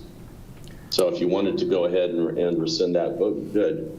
I don't think it's necessary. What's the advantage? No, we'll just What fix is the it. advantage? Yeah. we're not going to send this down to Muni Code until after the next meeting anyway, so. Okay, so there would be no point to rescind. I don't see a point, because if you No, guys I mean, right now it's- disagree with 15,000 pounds, then it just defaults back to 10,000 pounds, which you, instead of having to take another vote again for 10,000 pounds. Yes, what you said. Okay? So we just leave as is and we move on? Yes. Yes. Yeah, Okay. Thank you. So let's, But you want to have a public hearing at the next meeting for 15,000 though, right? Correct. right. And a vote That's my later that understanding. night. Okay. Okay. Yes. Okay. Is everybody happy? Yes, Yes. thank you. Okay, okay. Okay, National League of Cities Service Line Warranty. Thank you, Alan. Sorry about that. No, that's fine. I'm here at your pleasure. Anyway, good evening. Thank you again. On the line, we do have Emily Zambolini from the Service Line Warranties of America. In case there's any questions that I can't answer, she'll be available. Just to give you just a little bit of background, it's amazing. A lot of people do not completely understand the water and the sewer systems. The city maintains a very large water distribution system for getting water to homes and a sanitary sewer system for taking the wastewater away. But there is a gap in the ownership between the public system and the owner. Between the property line and the house, that sanitary sewer lateral and that water service belong to the homeowner. And the problem long-term is most of the time, there's no real problem with them. But when they fail, the cost can be catastrophic. So the National League of Cities has developed a service line warranty program that people can participate in to cover those large costs if and when they occur. Staff have reviewed the materials, and there are some pros and there's some cons. I'm just going to kind of go down the list real quickly. The program they developed does educate homeowners about their ownership responsibilities. They will handle all the public outreach. The warranty coverage is up to $8,500 per repair incident, which would be for a leaking, clogged, or broken water or sewer service outside the home, up to $3,000 coverage per repair incident for water and sewer plumbing repairs inside the home. It includes coverage for freezing of external water lines. And there are no annual or lifetime limits, deductibles, service fees, forms, or paperwork, and availability is 24/7, 365. Repairs are made only by licensed local contractors. And this is really important. This is not a reimbursement program. The contractor bills the NLC directly, and the property owner only makes payments if the amount exceeds the maximum coverage per incident. The disadvantages: the property owner is responsible for costs above the coverage limits. Separate contracts are required for each service provided, so there would be one contract for the external water line, one contract for the sanitary service, and one contract for in-home plumbing. The initial costs are $575 per month for the external water line service plan, $775 per month for the sewer service line plan, and $999 per month for internal plumbing and drainage plan. Now, the contractor does want to use the city's logo on its outreach materials. They typically do 3 mailings per year. The city will need to assign a staff member, probably me, to field inquiries, because anything with a city logo is going to spark inquiries. The program does not cover property damage. So if, for instance, your water line in your home breaks and your carpet is ruined, that's not part of their service. Their service is a repair service. The city, there is a small revenue stream to the city. It's 50 cents per month per participant, and participation rates at the low end go from 8 to 10%, and at the higher end, 25 to 30%. Based on the 10 and 30% participation rate for 4,500 water accounts, this would amount to $2,700 to $8,100 a year. which is really nothing to get excited about. The high cost of water and sewer repairs can be huge and an unexpected burden to homeowners. It should be emphasized this is a voluntary program, but it could provide welcome relief to someone who participates and needs it. Therefore, staff recommend that the city make this program available to the homeowners in Manassas Park. And by the way, this is just for homeowners. It doesn't cover commercial properties. And I just wanted to thank council members Moore and Amaya for bringing this to our attention. Yes, thank you. Thank you. This is a very good program, and well, best of all, it's voluntary.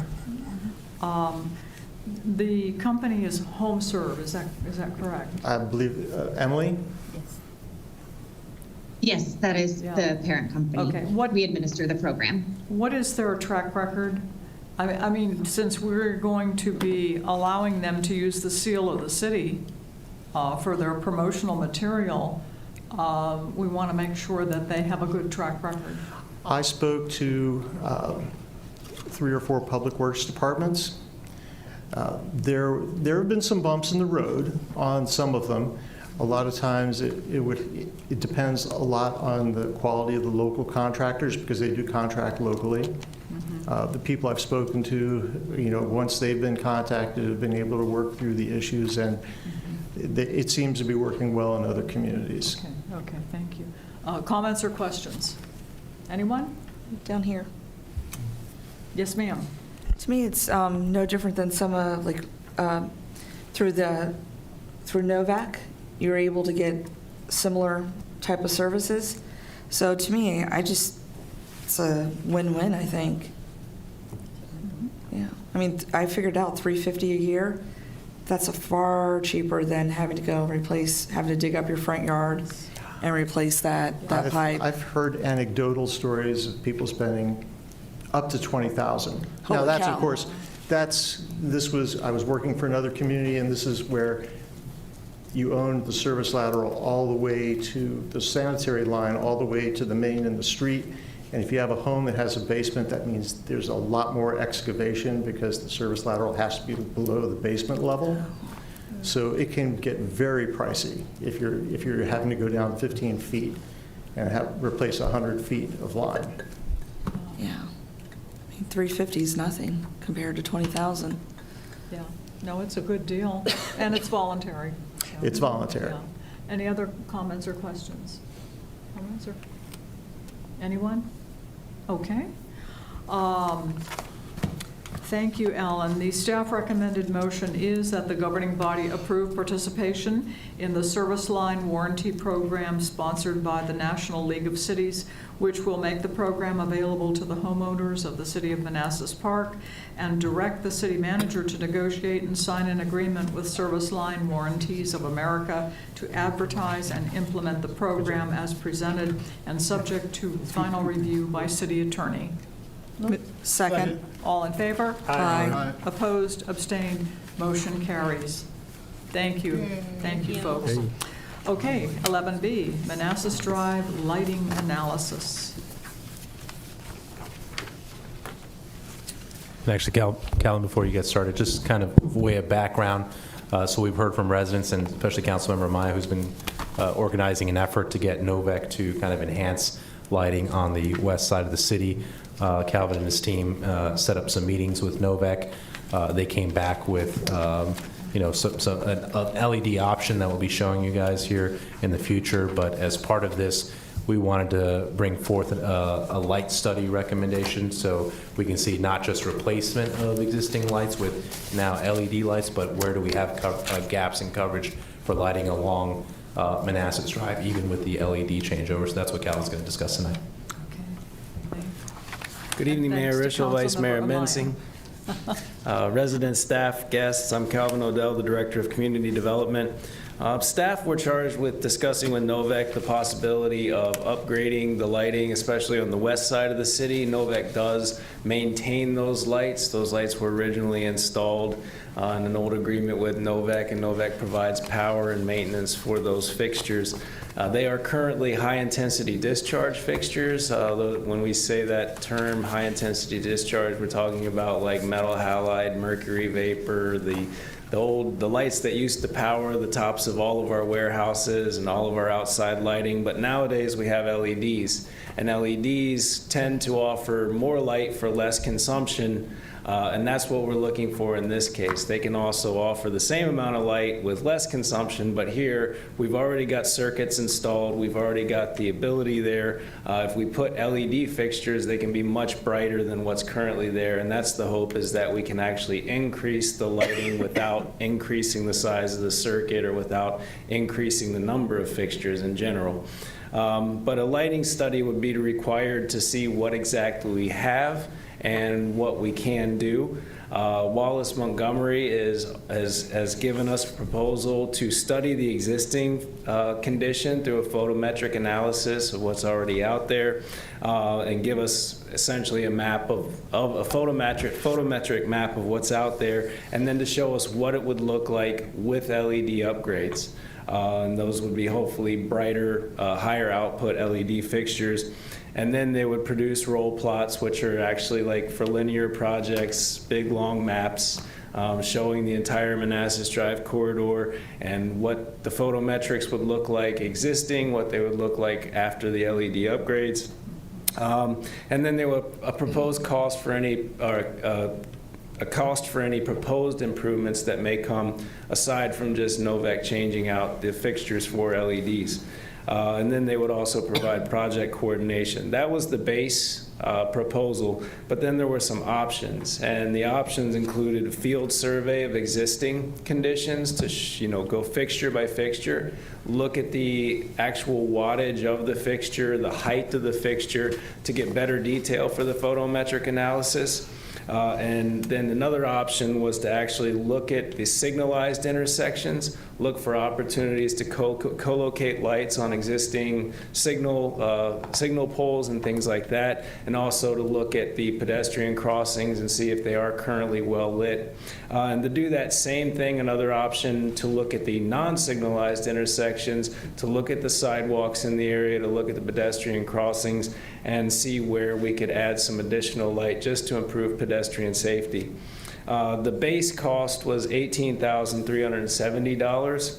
Staff are recommending that we also pursue those options. With the options, that does bring it up to $35,470, but that then again does focus on looking at every intersection and maximizing pedestrian safety.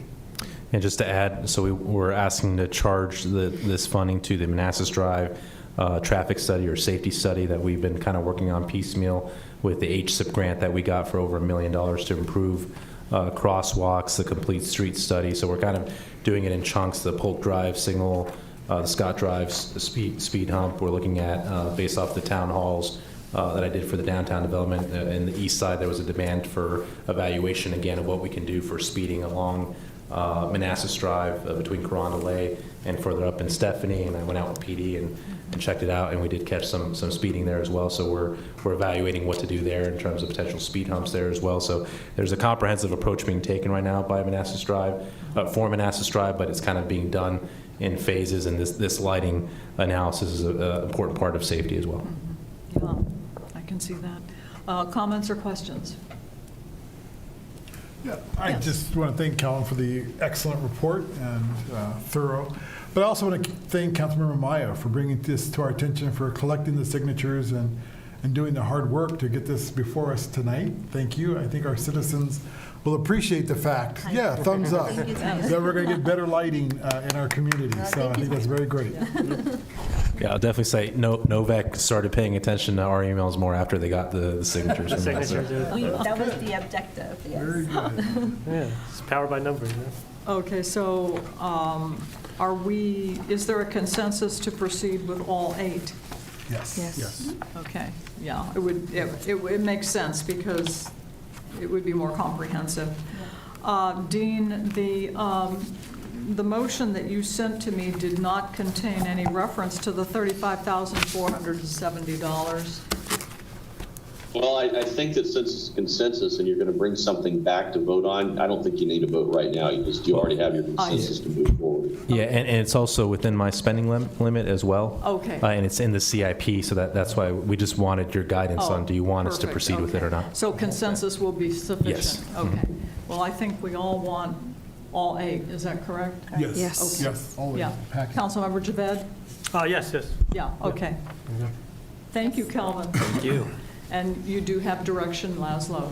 Okay, thank you. Thank you. Okay, moving on to 11C, 2024 legislative priorities.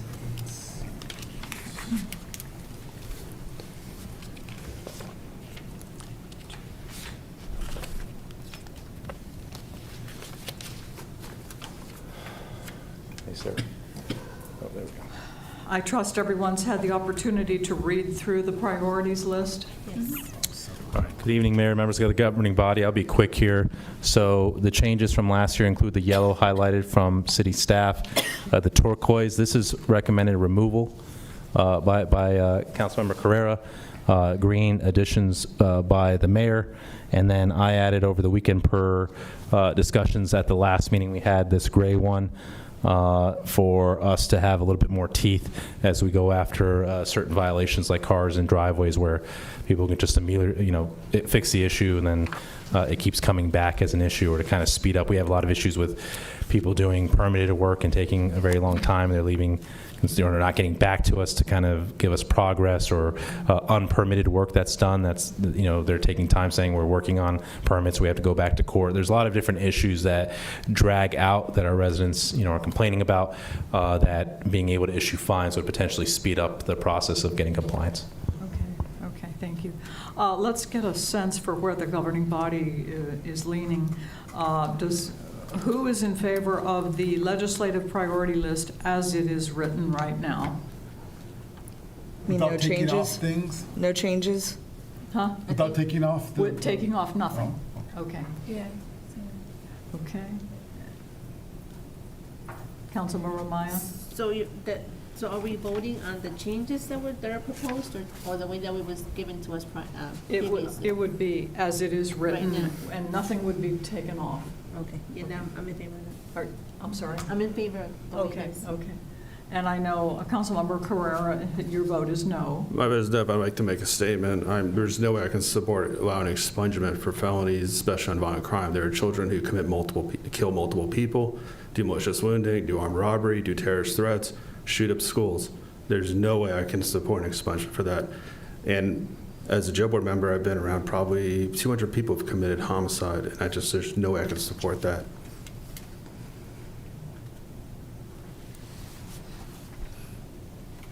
I would have to say I agree with Councilmember Carrera, and part of that is because family and law enforcement. Just because you're youth doesn't mean that you should be exempt. Perhaps maybe what we can do is add something in here that details the type of crime. Maybe if it's like a misdemeanor, maybe they have their thing expunged, but if it's a felony, no. I think it gets a little complicated because the threshold between misdemeanor and felony has changed. Yeah, it has. Over the years, yeah. Felony is usually classified in all 7 as a... I'm sorry, speak a little. A felony, all 6 of them are, and the U is all classified as violent. So, but I've been on I don't know if anybody knows this, I was on the grand jury for the sniper, and when he was a juvenile, and I actually saw the photographs of the homicide at Home Depot, Linda Franklin. And I saw his confession, which was never released to the public, and the laughter it was. And I can't accept that in the community. No one should. The victims have got a life sentence. Okay. Do we have comments on this? Would you like to comment, Councilmember Moore or We'll skip over Vice Mayor Councilmember Mency? I just have a question, and perhaps I don't know, but Mr. Carrera, it says you can only have your thing expunged if you were 1, acquitted, 2, the government decided not to prosecute you, 3, the charges were dismissed, or 4, the crime was committed by someone using your identity. So this is not for people who are found guilty of their crime. This is not for like a school shooter. If a lot of sentencing, depending on the Commonwealth attorney, as you may hear in the news, a lot of charges are dropped. especially in the county that I work for. That's been a big issue.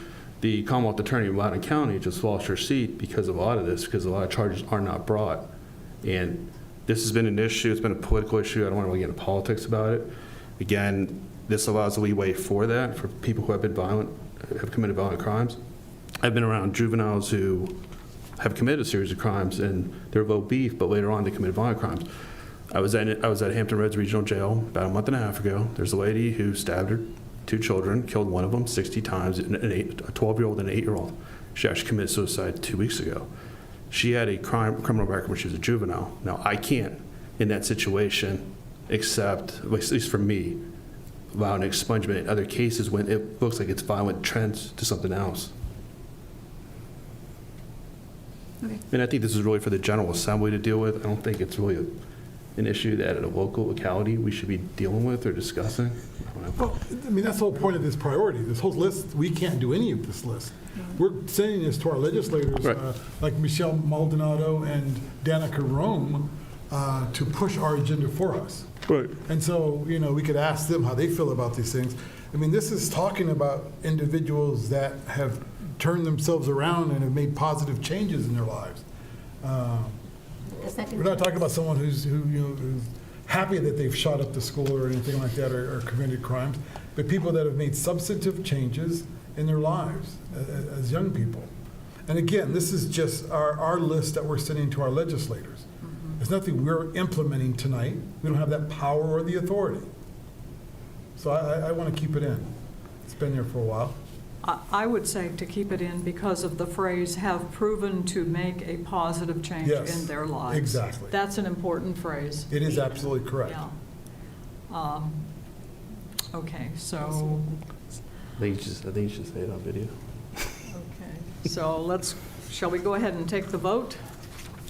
Okay. That the governing body review, amend, and approve okay, so the recommended motion that the governing body approve the legislative agenda to send to our state representatives for consideration during the 2024 General Assembly session beginning on January 10th, 2024 as presented. So Do we have a moved. motion? Moved. Second. All in favor? Aye. Opposed? No. Opposed? Just me. Abstain? And I'm going to Opposed. abstain. You're going to abstain? opposed. Okay. Lena, did you get that? You have 2 Councilmember abstentions Carrera was. No, one abstention, one opposed. And One he was an opposed. abstention. Okay. We're Okay. opposed. Okay. And the rest were yeses. Okay. Okay. Moving on to 11D, funding commitment letter for BRIC grant for storm drain projects. Alan, we're just working you to death I tonight. know, we haven't seen Alan all year. Yeah. It's a good day. Well, we've been talking tonight about grants for storm drainage projects, and this is a piece of that. Okay. Is your mic on? Hello? Is it turned on? You say it's red. Gotta push the button. Yeah, that's better. Thank you, Laszlo. Thank you. Sorry. So basically, this is a part of our first grant application.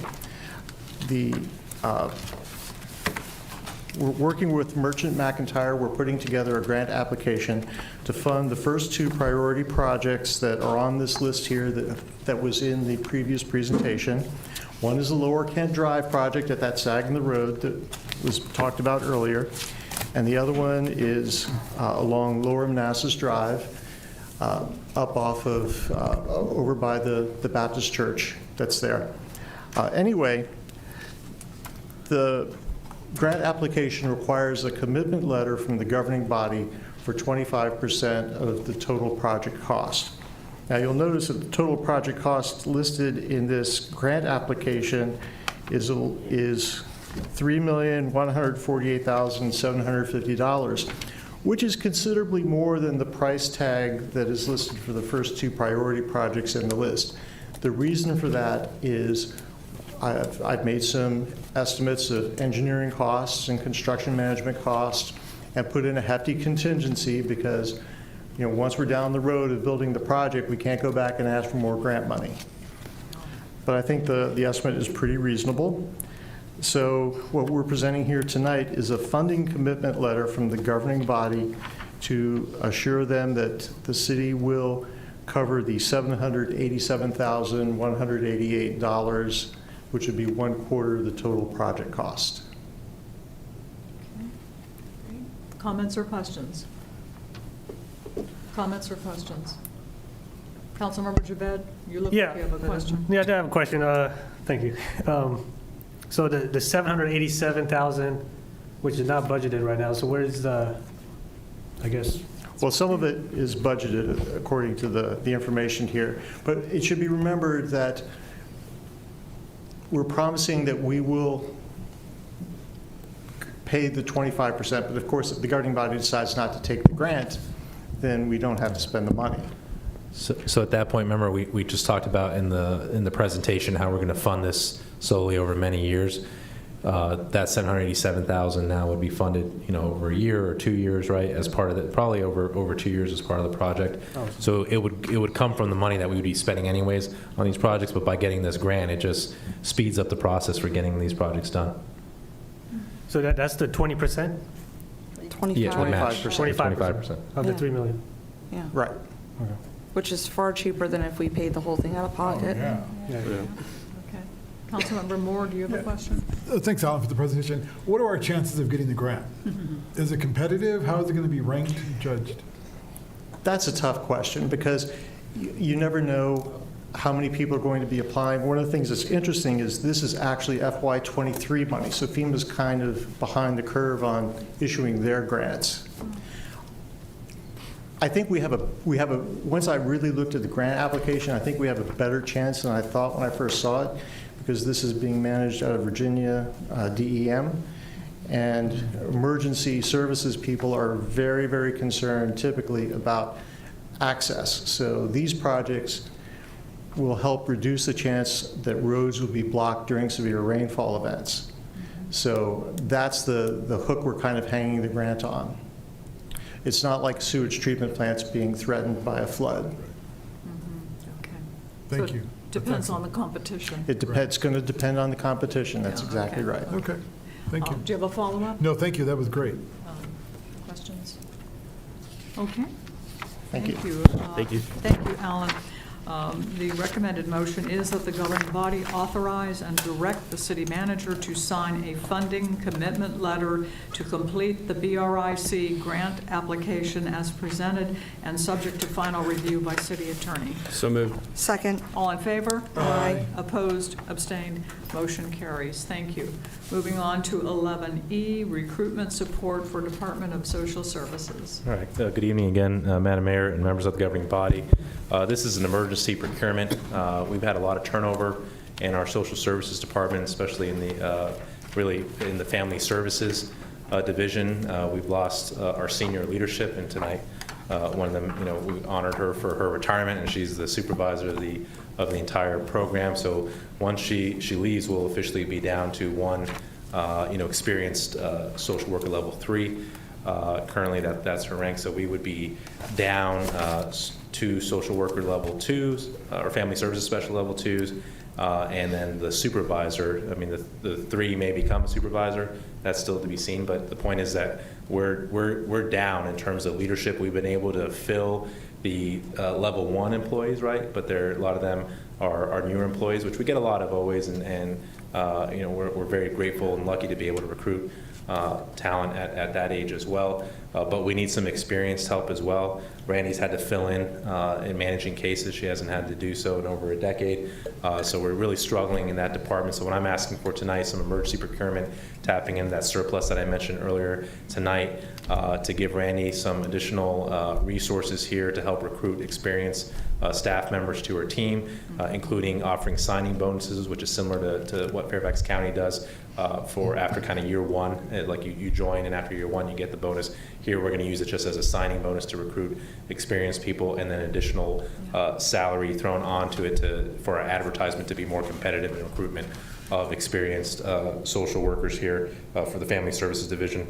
This would, you'd be increasing the budget by about $36,000, but the net cost to our taxpayers would be $21,821 because of our ability to seek reimbursement through 85A code. So, yeah, so we're asking for the $21,000 to be added, or the net $21,000 to be added to equip the Family Services Division with experienced employees. Yeah.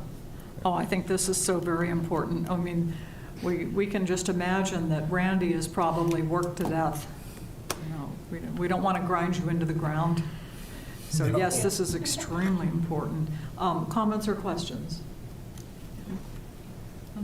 No? I have a question. I know that every department is different, but, and I also know that we have problems recruiting first responders. Is there any way to do something similar for our first responders? Yeah, we're always looking at that, right? So we've taken different actions before. So remember the stipend program was one of the tools we utilized for police and fire. We also did some increase in pay as well. Unfortunately, our competitors keep doing the same thing. So we're constantly going to be looking at market salaries and making those adjustments. But I think the stipends was our approach, our first approach for public safety officers. For public works, we front-loaded some of their ARPA pay raises early to kind of help with recruitment. At that time, we raised the minimum wage, remember, to be a little bit more competitive, the entry-level pay of our crew workers. So we've taken action, across our city, but we've had to deal with emergencies as they come up. We're taking a proactive approach in terms of market adjustments. We just don't have all the resources to close that market gap right now, but this is so emergency related that we need to get this up and running. The Family Services Division manages our child protective services, our foster care kids. We need them to be equipped. Oh, with and I resources. absolutely agree that we needed to do this for DSS, but I also know that the police department has trouble recruiting. So that's why I asked that question. Are you currently looking at any mechanisms? I'm still evaluating because we've done a little bit better with recruitment. Okay. If it gets to emergency levels again, then we may, or if there's positions that we're struggling to fill, which exists across the city. So I may have to come back wholesale. The building official, we haven't been able to recruit that in over 3 years. The stormwater program manager, we haven't been able to recruit those. I know those are different departments, but property and evidence for police, we haven't been able to recruit at this point. So there's different positions across the city that we've struggled with recruitment. So if you'd like, I can let you know what those are during the budget amendment, so we can discuss what That the would be approaches helpful. are. That would be good information to have. Thank you. Yep. Okay. What's the vacancy rate in public safety, and what's the vacancy rate? How many FTEs are you down? It just depends, because at one point they were down all of their level 1, which was 6 out of 8 employees. So you can look at what is the public safety? Police last year was around 25% vacancy as well. Fire has gotten a lot better. So fire and police flip. And so in my first few years here, fire was struggling with a lot of loss of employees. They were over 20%. They've kind of stabilized, and now it's PD. But again, over the last few months, PD's gotten better as well. And that includes the 911 dispatching as well, right? The dispatchers, we're still having issues. We're down two right now. Okay. There's only 4, right? No, there's about 7 or 8. Okay. I'd have to check with Chief Lou on exactly. Okay, any other comments or questions? Okay. Staff recommended motion is that the governing body authorize the city manager to add $36,369.85 to the FY24 budget amendment to support the Social Services Department with recruitment of experienced senior staff at the Family Services Division. Second. Do we have a second? I second. Oh, Sorry. I couldn't hear. Sorry. All in favor? Aye. Opposed? Abstained? Motion carries. Thank you. Okay, moving on to public comment time. It's our second public comment time. Is there anyone who would like to make public comment at this time? Okay, seeing no one and hearing no one, we move on to city manager's report. All right, good evening. Tonight I have a presentation before you. So a few years ago, I brought forth for discussion a consideration for our city, because we always are confused with the city of Manassas around this region, for a potential name change of the city. That was quickly shot down. There was no desire to do that at that time, but ongoing discussions with governing body members made it clear that we were all kind of confused why our main street of our city is named after a totally different city or neighbor that we're always confused with as well. So I'm bringing forth kind of tonight a proposal for your all's discussion to see if you're even interested in doing something like this. So why Manassas Drive? Talking to Ms. Lana Connor, this is historical, right? It was part of those original developments there on the west side. The area of the county there, it was considered to be the area called Manassas. There was no city of Manassas back then, so all that area was part of the greater Manassas. You can technically still say outside of our city that's the case with the county, but now that area is called Yorkshire. There is an independent city named Manassas now that we constantly get confused with outside of our city. We're an independent city now. We're not even a town or an unincorporated area like we were when that subdivision of Manassas Park was developed. So that name, again, the reasons, again, are no longer valid for that name.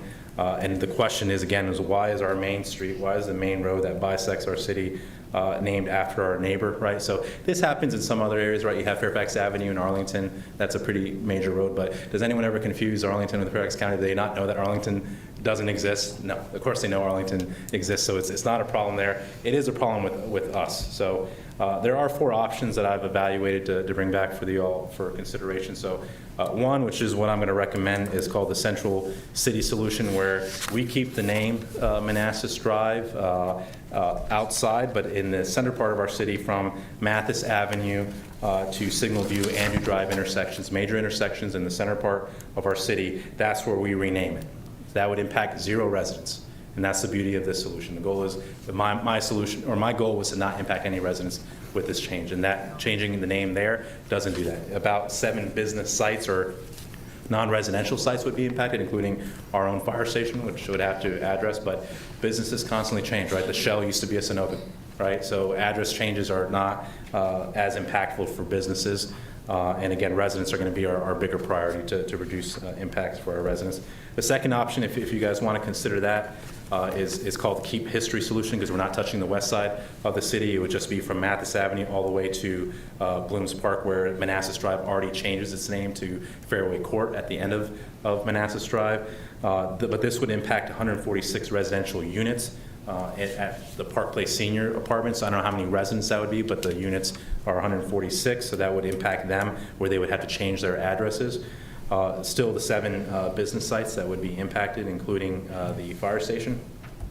And then all of Manassas Drive, which would include renaming all of Manassas Drive within our city borders, but that would impact 498 residential units. Again, not sure what the total number of residents that is, or adult residents, but that's the number of units, which includes the 146 that we talked about from Park Place Senior Apartments, and an additional 352 residential units on the west side of the city, and then now an additional 4 business sites or non-residential sites would be impacted, including the police station and the Department of Public Works. So the 4th option is don't do anything. Just keep the status quo and keep Manassas Drive as our main street name.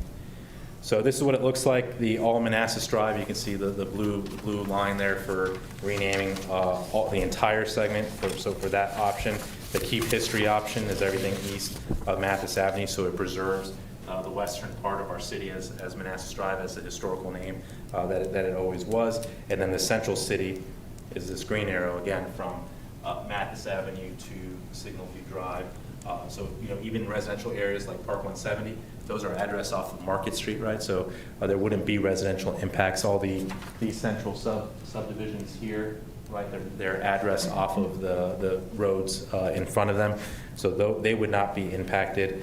Another thing to point out, again, Manassas Drive already changes its name twice, naturally, not even at major intersections. So it becomes Amherst in the county, and it becomes Fairway Court once you reach Blooms Park on the east. And then there's another example of a road changing name, which is Signal View Drive here, which becomes Andrew Drive when you cross the intersection of Manassas Drive. So it happens across the state, across the country, where major roads will change names after major intersections. So this isn't a new idea here. So my recommendation, again, is a Central City Solution. Rename it to Park Avenue or Park Boulevard or whatever name you guys want to come up with. The Park Avenue, Park Boulevard were the recommendations from our branding consultants a few years ago if we were to rename it. They actually recommended that we rename it as well as part of our branding effort. So why I like this, 0 impact to our residents, right? That was priority.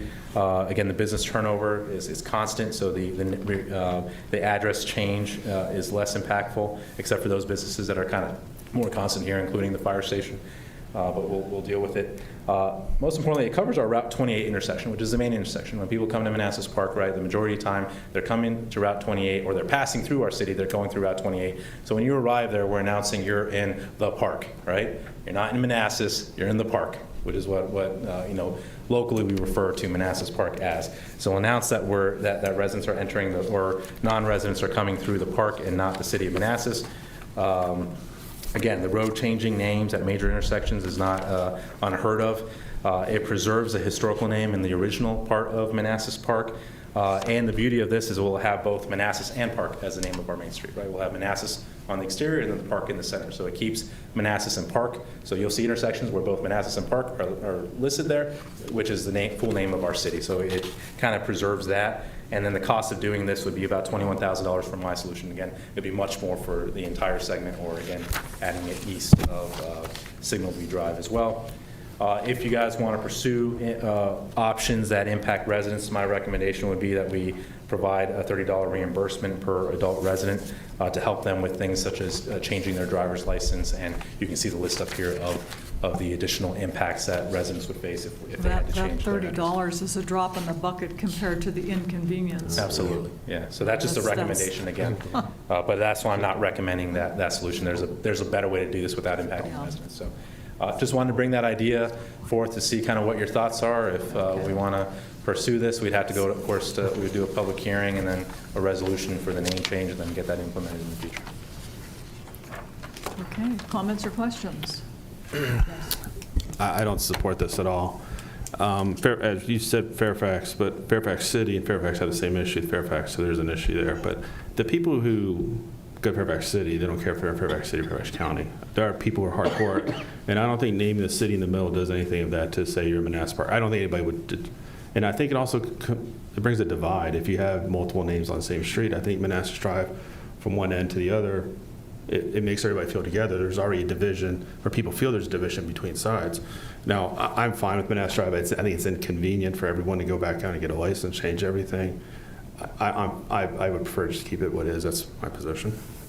I'm sorry, what was your preference? To keep it as is. Go ahead, yes, ma'am. For me, I have to echo what my fellow council member said. Keep it as is. I understand the concept, but when you get down to it, we do have a geographical divide in the city. And right now, the only thing that really unifies us is that name Manassas Drive. And I was looking at the impact of the change. And you're right, Mayor, $30 is a drop of the hat. Yeah. We're not even talking about... That's a short list. Right. We're not talking about wills, having to reach out to IRS. Absolutely. Personal memberships, schools. Organizations, subscriptions, periodicals. Yeah, as a reminder, I'm not recommending that option for residents, I know, but just to clarify that. Yeah. And plus, my option, again, keeps Manassas Drive on both sides of the city. So it's not creating the divide. Okay. Actually, it does. Because... It doesn't, though, because the east blooms and the west has Manassas Drive. But we just keep Manassas Drive. Let's just make us one cohesive city. My other concern with all of this is the impact upon the staff. No matter how you look at it, you've got to put in some new signs. They've got to update the addresses in the different software. You're looking at reprinting voter registration cards. Then there's the other things like reaching out to USPS, Google, the 911 system, then reaching out to Novak, Comcast, all those utility companies. Let's just keep it as is. Okay. Do you have a comment or question? No comment or question right now. Yes, ma'am. I'm a supporter of number 1. I like it because it does not impact any residential units. And like you said, I think it's important to have that sign on Route 28 that shows something other than advertising the city to our south. So I support number 1. I agree with our vice mayor. We need to come from the shadows of Manassas and become our own city and market our own city. It's that time. We need to grow up, put on our big pants, and become our own little city. I agree. We're not going to affect any residents with your proposal. I think what you did, Laszlo, was masterful. Yeah. No residents being impacted. So we don't have that false narrative that this is going to cost people a ton of money. It's not. And our city center is what we've been focusing on as a council over the last 3 years. We've done an amazing job with this building. We need to follow through and market our city in its unique and special way. And so I would definitely support number one. And I appreciate you bringing it to our attention. Councilmember Jabed? Yeah, I'm going to echo what Vice Mayor and Councilmember Moore said. I mean, when we had this whole discussion about branding our city, Yeah. right, especially the downtown, this was one of the focal points. Because guess what? I mean, once we come up to 2023, 2024, we're going to attract more businesses. Hopefully, that's the goal. Once we have our branding in place, once we have all our systems and infrastructures in place. So I agree. I mean, this does not impact any residential or businesses, and it focuses on our downtown. So, I mean, I would not be in favor of renaming the whole Manassas Park street, just whatever he's recommending. Sorry, go ahead, finish. No, go ahead. I just have an additional comment. I very, very seldom take exception to things that are said, but to say that it's time to put on our big pants and grow up is slightly disrespectful to the residents that reached out to me earlier today. Well, I have no idea that they reached out to you. How would I know that? They didn't reach out to me. Tell them to call me sometime. I will next time they do. There you go. But Then part I of can it, talk to them and have a conversation as to why we need to change the street to market our city to the rest of the community. The fact that they've lived here for 30 or 40 years, we're not changing their street. We're talking about the downtown. it wasn't exactly people that have been here 30 or 40 years whoever. either. If they are not living in the downtown, this affects no residents. So why are they even calling you? It's not going to affect them. It's their city. They have a right to I'm call. willing to talk to them. Next time they folks call, And I go don't in feel your like being direction. disrespectful because they're not being impacted at all. Councilmember Hampton, do you want to respond? My only response is next time they call, I will, and it wasn't exactly folks that have been here 30 or 40 years. It was some They could newcomers. be here tomorrow. But at the same time, I think folks feel that the fact that we're going to have signs out there saying Manassas Park also helps with the recruiting of the city. But that's all I have to say, ma'am. What signs? Can I say, Councilmember Moore, I understand where you're coming from. I do think it does marketing. I don't think a street has ever brought me somewhere. I mean, I go eat everywhere. We go to Arlington, we go to Alexandria, we go to DC, we go to Noma. A street never has. I can agree if you want discretion. I would just say if we're going to do that, I've never been a fan of having separate spots. I would just say, why don't we just do Manassas Park Drive or something, or the whole thing. If we're going to do it, we just do the whole thing. Because having gaps, that's always been. Councilmember Camaro, that was my original when you drive recommendation. somewhere and you have gaps, I don't know if you ever go through Arlington, it's like you have 11th Street here, then it's here, and it's here, and it's the most it's crazy. It drives people crazy. Councilor Correa, that was my original recommendation before you joined the council, that the entire street be named Manassas Park So if we're going to do it, I think we should do the whole Drive thing. or Manassas Park Boulevard. That was my Or original Michael Carrera recommendation. I'm still supportive of that, but I don't believe we have the votes on this dais because of the cost it would be to residents to do that. And to the city. I agree with you. I would love to have that. I'd rather do Manassas Park Drive for the whole thing. I just don't like the gaps. I agree. Or Michael Carrera Drive. Let's do it, Councilor Carrera. And we'll put a statue of you That's already in at the every works. corner. That's in the This is works, certainly residents. has turned into a very passionate issue, more so than what I thought it would be. I think we've done a great job of marketing the city, even without the name change. So I'm not sure that we absolutely 100% need it. Is it part of the branding process? Yes, it would be. But is it necessary? I'm not sure that it is, you know. So I guess I lean toward doing nothing, but I can be persuaded, you know. Did you have a comment? Not yet. Not yet? No. Okay. I mean, if you go to Clarendon, right? Go to where? Clarendon, I think it's on Arlington. Yeah. Wilson Boulevard, Yeah. the street name. Yeah. Everybody knows Wilson Boulevard. They go for the bars, they go for the restaurants, businesses are attracted to it, customers come to it. It's a marketing in itself, right? So when you say the street name doesn't market for businesses, doesn't market people to come here, it can be. And there's other, Shirlington is another example. They have a street with all the restaurants there. I can't remember the street name, but Shermanton Drive? yeah. I know, Shermanton I'm Village arguing Drive. the street I don't know name. if you know, I work for Arlington County, and I work right in Clarendon. Yeah, And I well, walk there right you into the go. You know restaurant. how We actually popular met there, Wilson we ate there, Boulevard remember? But Yeah. it's not really the road that brings the people. And actually, it's one side is Clarendon, the other side is Wilson. It's just two different ways.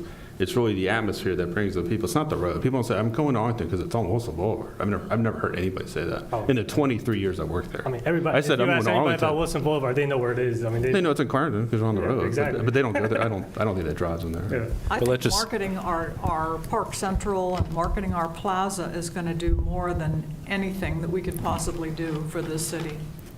I just think in the future, think 10 years down the road, go over to Park Central. If we're a successful town center by then, on Manassas Drive, people are going to think that's in the city of Manassas. We say Park Avenue, they might still get confused, but well, what's Park? Why is Park the emphasis here? At least lead to that question as well. And just sounds better, Park Central and Park Avenue or Park Boulevard versus Park Central in Manassas Drive. Yeah. Okay, that's a good point. That's a good point. In that case, why don't we just do between the railroad tracks and Euclid?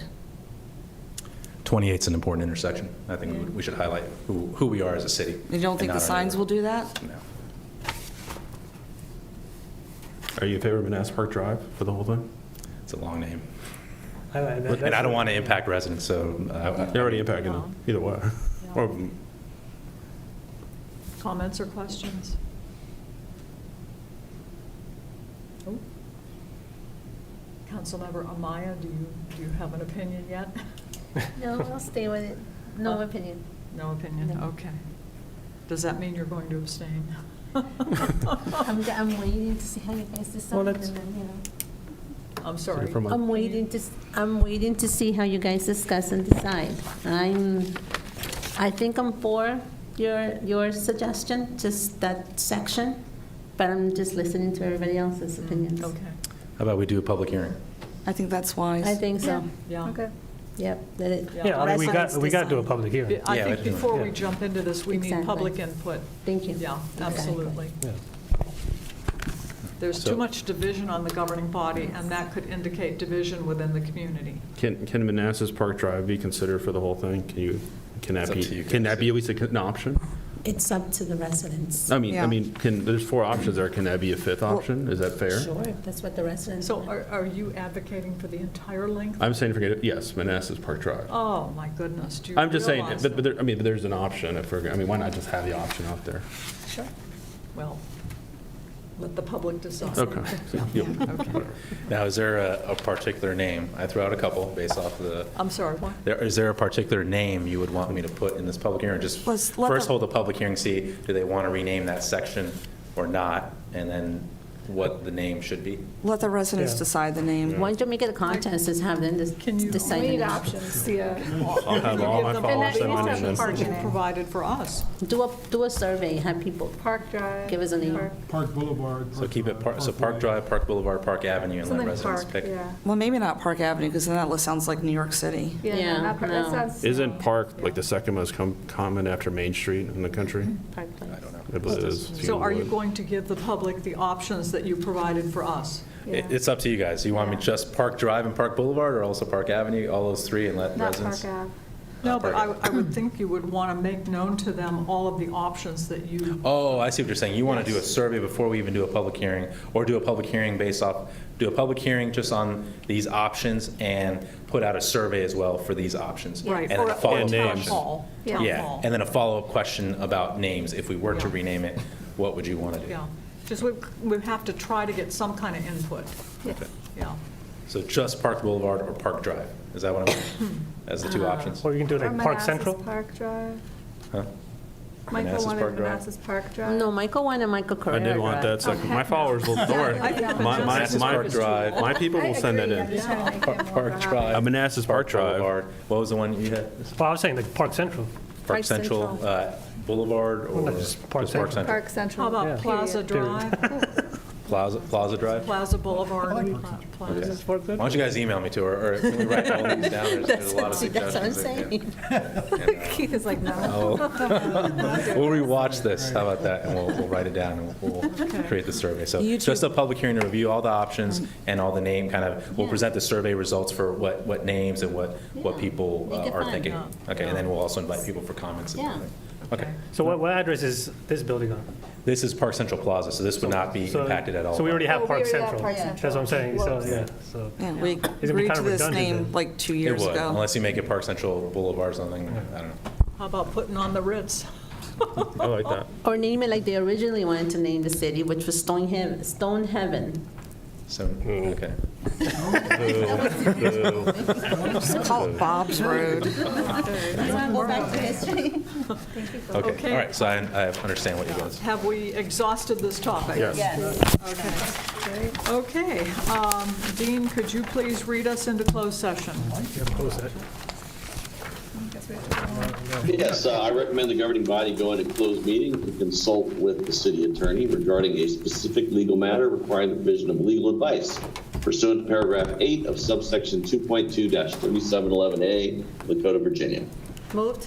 Second. All in favor? Aye. Opposed, abstained, motion carries. We'll take a 5-minute comfort break. Michael Carrero Boulevard. Drive. Oh, drive.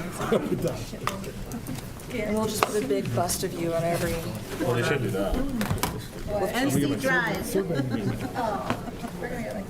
You know why? Because it's supposed to be 30 degrees tonight.